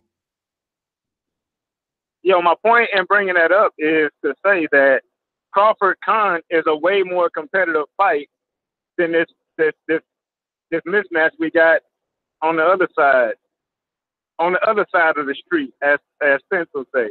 So with that being said, I don't see how we'll shit on the Khan Crawford fight. You know what I mean? Like, who would win if Amir Khan and Mikey 90 seconds. If Amir Khan and Mikey fought, who do you think would win? If Amir Khan and Mikey, I would lean towards Khan, bigger guy. You know what I mean? They both fast. Man, you a lie. I would go. You a lie. You a lie. listen, you just had a caller just come call in and say the same shit I said earlier, which was you gotta have one punch knockout power. The dude Khan wins rounds. Like who 60 beat Khan in seconds. rounds? Name a fighter who outboxed Khan. Khan. You gotta have motherfucking one punch knockout Algieri power. was Point blank outboxing period. Khan. Algieri could have won that fight versus Khan, man. Y'all just don't watch boxing. I'm whatever, man. Hey, I'm going to sleep. I'm going to sleep, man. Algieri, I'm going to. Yeah, go to sleep. Go to sleep. Because Earl put him to sleep. Go to sleep. Algieri did give Khan problems in that fight. Nah. People acting like Khan is a fucking whiz and shit. It's the same bullshit they used to spew when he wanted to fight Mayweather or Pacquiao, man. They just always protecting him. Wasn't that Floyd? That was Floyd's whole thing where he's like, I'm picking Maidana because he looked better in his fight opposed to Khan in his. And that was the Algieri fight. Floyd doing whatever he want to do too. NO on the boomerang status. What up? You know, got the boomerang status now. I didn't know that. Wasn't he boomerang or was? Oh, damn, you was Ringer. Yo, you was Ringer, right? Oops. That nigga upgraded, baby. Yeah, yo. Why Mike? Hold on. What? I thought he was a Ringer. I thought he was a boomeranger. We going to. My bad. I thought he upgraded, my nigga. Gary, talk to me. Why you put me on blast like that, man? You did it. What's going on, PPV? What up? What's up, fellas? Yo, Mike, you gotta understand. So this is what the actual fighters think of Terence Crawford, right? Like Manny Pacquiao called out the winner of Errol Spence and Mikey Garcia. He wants to fight those guys. And those are two pound-for-pound top 10 guys. He ran away from Top Rank to not have to fight Terence Crawford, right? So he ran away from Terence Crawford because he didn't want anything to do with him to go fight the winner of Spence and Mikey. So that's the kind of respect and level that Terence Crawford is on. Mikey and Spence are great fighters, but Crawford's on a level by himself at this point. You know what I'm saying? So I love Errol Spence. But this Crawford is like LeBron James. He's all by himself. And you have to ignore Ness. Like you said, Ness is not a boxing fan. He's a fanboy. He's a fan of Errol Spence, right? And he's a fan of Keith Thurman. Check it out. He's saying Khan is no good because Khan got knocked out 3 times. So how many times has Josecito Lopez been knocked out? Right? Isn't Josecito Lopez a tune-up? Hey, fanboy. Isn't Josecito Lopez a tune-up off a 2-year layoff? Get out of here, man. Get out of here, bro. You see? I was trying to leave you alone. Yo, now you want to get your call because you stuck your foot in your ass with that bullshit ass analogy. Can I get my call? Okay, thank you. So Keith Thurman. They're gonna put Khan on pay-per-view. He's trying to compare it to a tune-up. This guy's hilarious. I can't get my call off. Yeah, I think so. Keith Thurman ducked Jesse Vargas. Right? The WBC told him he had to fight Sean Porter, so he threw his belt in the garbage and I don't want to fight him. I'd rather just take injuries for the next 2 years. Shit, threw the belt in the garbage. And then he comes back to fight Jose. He did. They told him to fight Sean Porter. He's like, hell no, that guy can hurt me. I'm gonna throw that belt in the garbage and fight nobody. Right? And then he told you to your face he would fight Jesse Vargas. He told Jesse Vargas that as per Dan Raciel, ESPN, April 14th at the Barclays. He got scared of Jesse Vargas, faked an injury, faked a hand injury, and it took another year off. But like Keith Thurman's irrelevant. He's a paper champion. He didn't beat no one to get his WBA belt, and so he threw in the garbage because he was too chicken in the All right, Gary, you win. Gary, you win. But what's a better win? It's not a matter listen. Right? You win. You win. No one wins. You win. No one wins. No, you no win. One wins. You no win. One wins. Yeah. Yo, you fucking Crawford fans, y'all don't want me to. Y'all don't want me to talk because you motherfuckers know y'all all ducking for Crawford. It's sad. Y'all fucking scared. It's just a caller trying to get his call off. That's all I was trying to do. 7 losses. Who got knocked out by Andre Berto? Why are you talking about that? Why are you talking about Voice that? of the people, baby. Voice of the people. Because the hypocrisy is ridiculous. What hypocrisy? What hypocrisy? Where's the hypocrisy? You're getting on Terence Crawford providing the next best guy available when everyone else turned him down. But you don't say anything about Keith Thurman, who's fighting a guy with 7 losses who got brutally knocked out by Andre Berto. Gary, understand that your time is up, all right? understand that your time is up. I want you to clean your ears, and we're going to talk like men. Now, be warned. The way you answer these questions could ultimately change our relationship. All right, I don't want to harm my relationship. But go ahead. Keith Thurman coming off of a 2-year layoff? Just about 2 years, yeah, almost 2 years. Okay. Yes, is Terence Crawford coming off of about 3 fights per year? 2 fights per year that I'm aware of. But we can call it 3. It don't matter. Mike, step in. But he fought twice last year.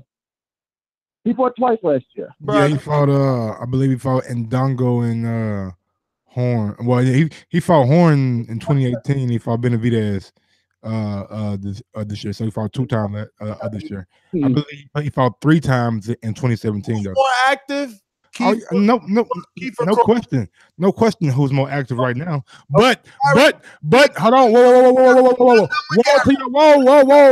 I ain't done with Gary. I ain't done with Gary. A division. He only had 2 fights in the a division. Oh my goodness, Gary, who's more active? Yeah. Who's more active? Terence Crawford by far. Okay. So, Gary. Traditionally in boxing, traditionally, whatever you remember when a person is injured, what normally happens?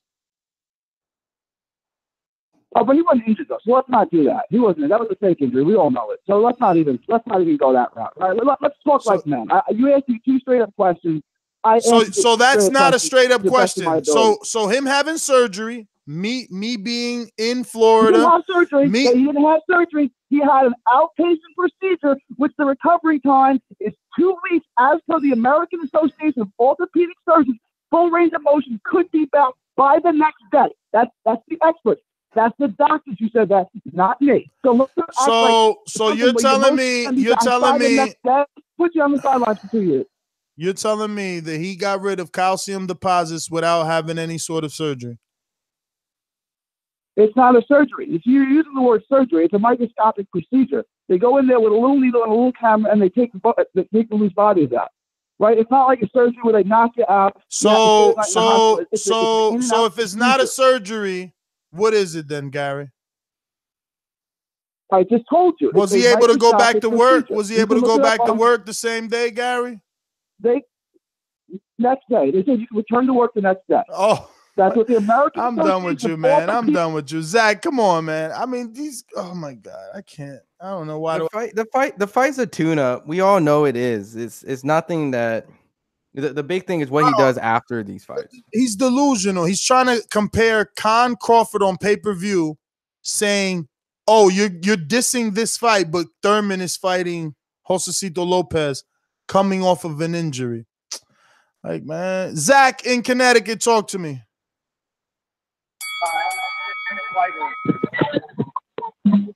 Oh, my bad. I didn't mean to hit 1. All right. Okay. We got a lot of the Skype machine. numbers that I need to fucking. We going out to the Skype machine, baby?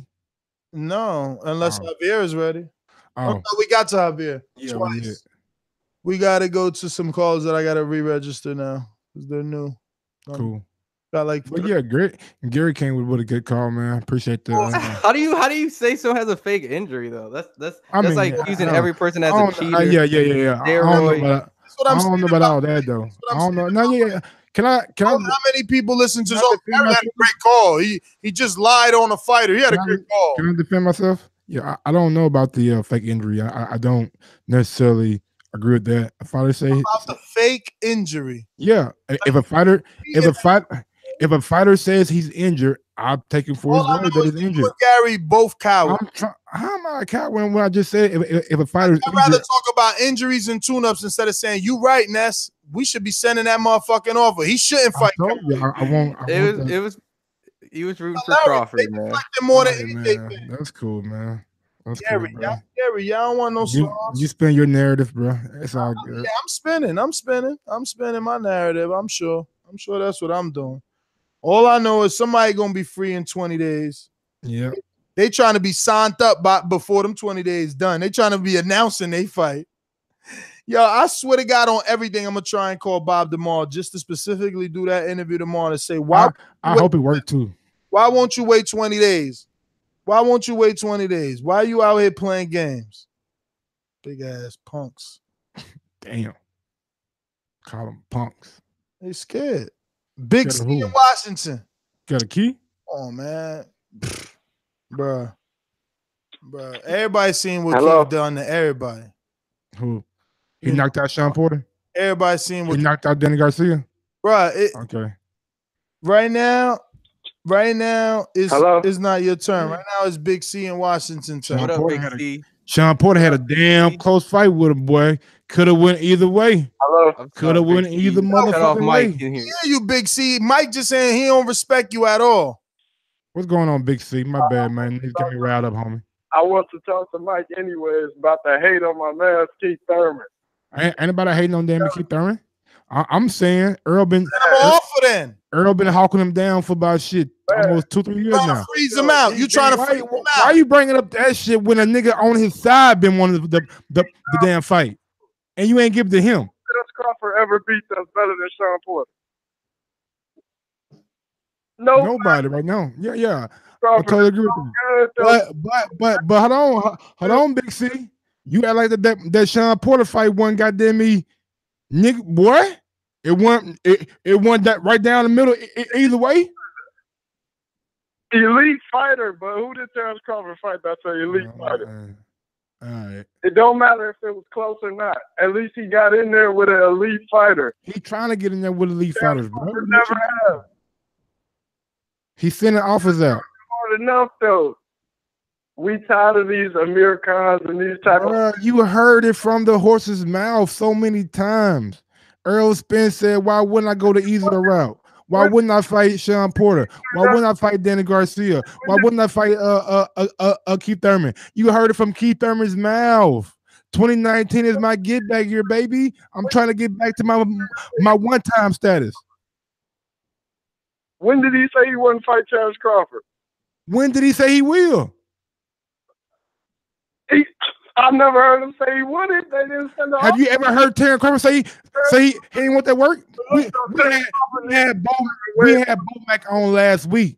He stated out. He want Danny. He want Earl. He want Keith. He don't want to send Keith no offer. Keith offer though. He want to be in the fight, bro. Want to be in the fight. You want to be in the fight by the time Keith out of Yeah, y'all just hop over what Keith said, because what Keith said don't mean shit. Until it's that, you better not duck me, son. You better not duck me, son. Play that. 2019 is my get back year. What fuck does that sound by that? You ain't got that one. Man, all I'm telling you is he'll knock Terence Crawford out if they fight. Bro, they won't send him an offer. Gamboa put fucking Crawford back on skis, man. He was on skates. Big C, anytime you want to put any when that fight happen, we can bet, baby. We can go to FanDuel. Everything. You're gonna lose everything that night. Wait, man, Terence Crawford actually Let's go. I know talent when I see it. I know talent when I see it. I know elite level fighting when I see it. But just on another level, baby. Except you know everything except how to tell when somebody ducking. That's what you know, Mike. Yeah, I don't recognize ducks because I don't associate with them. You might know better than me. Just go ahead and slide. You might know better than me. DMs. Go ahead and slide know better than me. DMs and tell that motherfucker to send an offer. Tell him send an offer. That's all. He sent everybody else one. I don't see what's the big issue. Black in Texas, talk to me. What's going on, Black? Good, boy. Yo, what's good? Chilling. E Black, talk to us. Man, shoot, man, I'm listening to y'all show. Y'all crazy right about now, man. Mike the one acting like he ain't got no brain today. Man, but y'all know boxing is a very emotional thing. So, you know, these type of debates is what boxing is all about. You know, but you don't think Crawford should wait 20 days? You don't think he should wait 20 days and just be like, yo, Keith just won. Let's send him an offer. No. Oh, no. We got another Crawford protector here. No. Look, Keith Thurman already letting you know he wants to fight. He ain't Sean letting you know Porter. shit. Get his collar off. Every time somebody say anything remotely bad about Keith Thurman, nigga, you getting your fucking bag about it. Back up, homie. Back up. Let him get his collar off. I hate that y'all making decisions for grown ass men. That's what the fuck y'all doing. You ain't doing it right now? No, I'm not. I'm saying send a fucking. My nigga Keith already said 2019 is his get back here, but you want to make a fucking executive decision about him fighting a fucking unified champion. That's you doing it, nigga. You make a decision now. Bro, this Mr. President. Mr. President. Bro, he's terrible, man. Yo, he don't want to send Keith an offer at all. He's scared. Scared. Keith Thurman said himself he's going to take a tune-up fight. Then he said after that he's going to get his green belt back. That's 9-10 months from now. He's already selling out Nebraska. It doesn't make sense to send the offer. And I know what Ness is thinking, yeah, why don't you at least try? But come on now. He's on ESPN anyways. That by itself is already hard enough to switch over. You hear these dudes? Yo, they judge, jury, and prosecuted, man. And like, nah. If he send the offer, it won't happen. So don't send it. Y'all whack, man. Y'all scared and y'all Crawford protected. That's the bottom fucking line. No, I don't, man. I read the greatest thing. I just want them to fight. I'm happy that he's gonna have a fight. Ryan, and I just did it. I'm glad that he's not waiting, because I'd hate for him to wait 20 days and then have to wait another 3-4 months to say, well, he might fight. Bruh, he ain't got it. You bug, you know you a fucking Crawford protector, bruh. He could wait 20 days. He still got the negotiations going on with Khan. They could just hold off a little bit. Come on, man. Stop being a sheep. Who's saying that's not?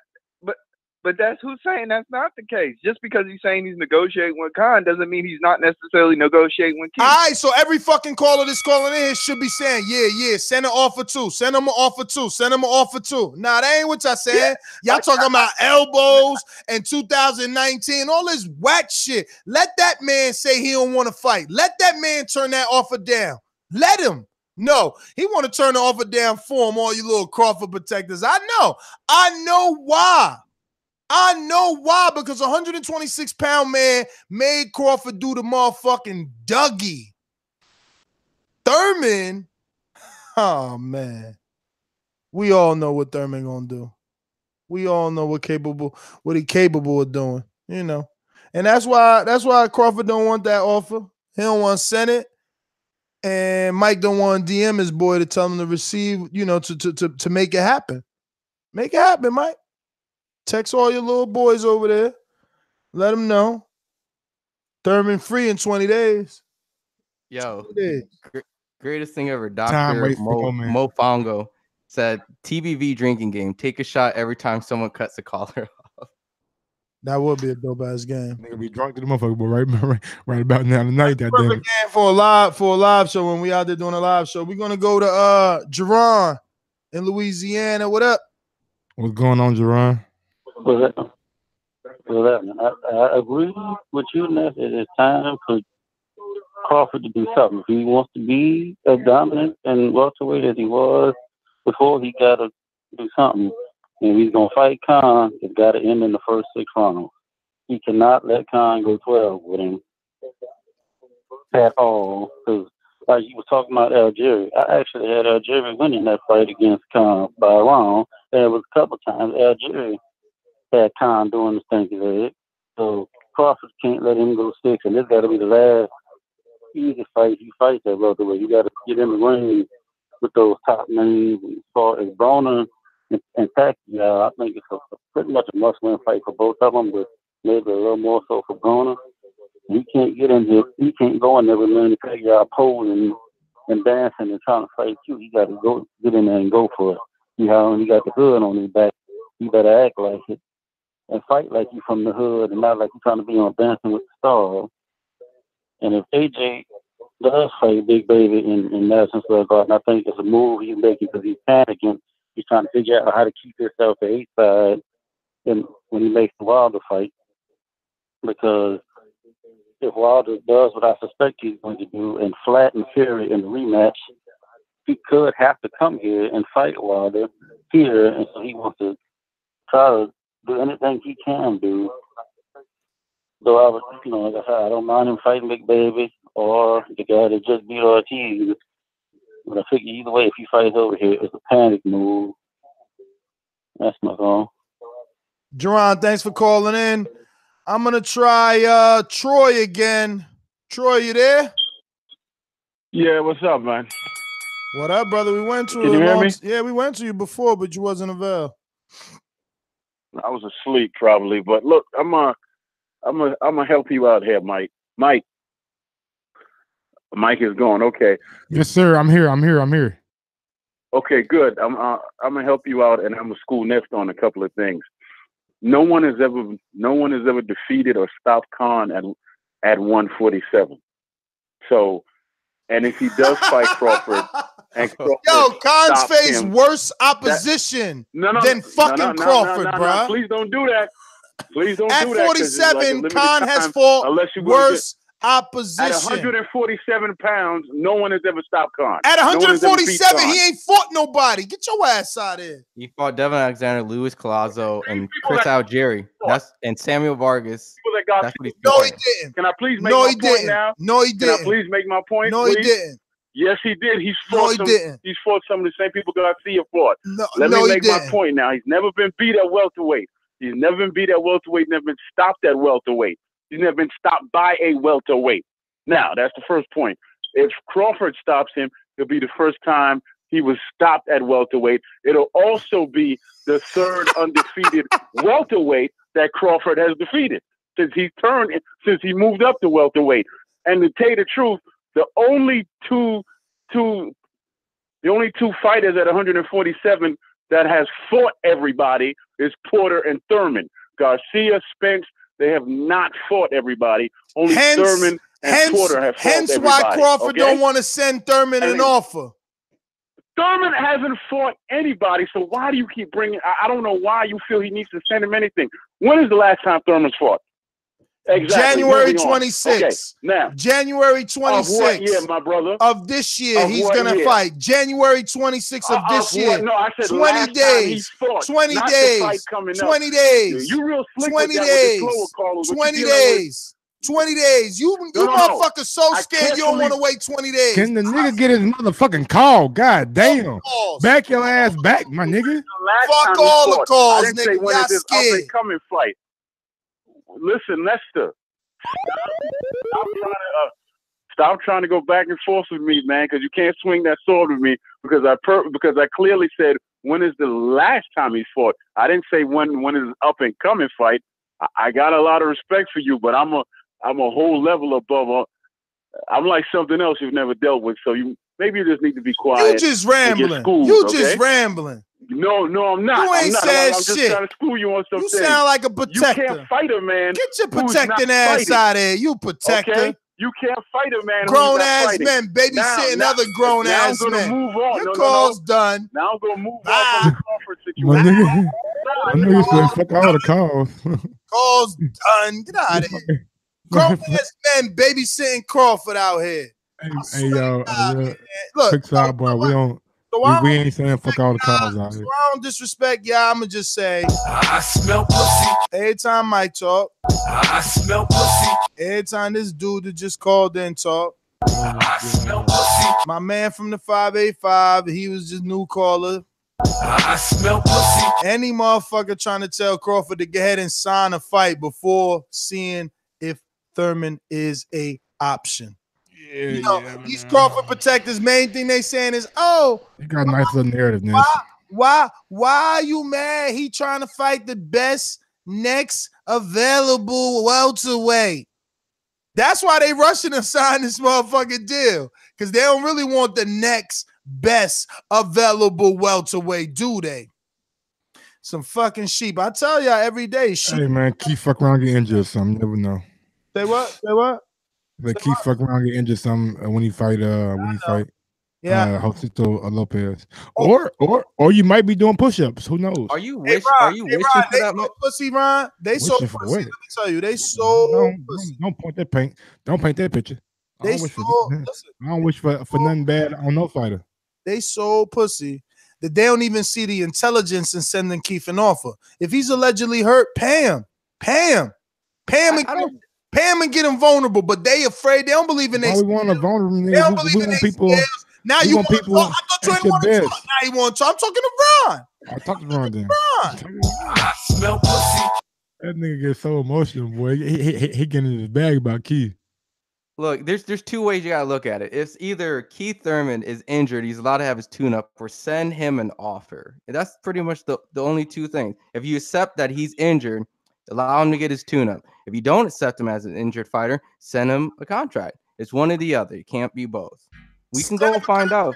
Anyway, send him a contract anyway. Get him vulnerable. Get him vulnerable like you do all your other fighters. Everybody else, you moving up from 126 or from 130, 135, or from 135 to 140. You know what I'm saying? So what's the difference?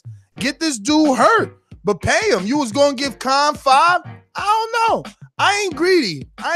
Give him a little bit more. I don't care what that little bit is. That ain't none of my business. But what I do know is in 20 days, you got an available champion.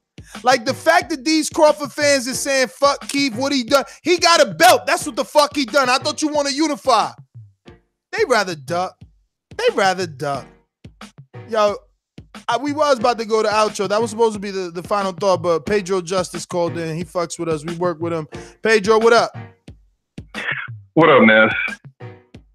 Mike, you might not remember the business who we had the wings with. I mean the ribs with and damn, what's the name of my favorite spot in Alabama? IMO Sports.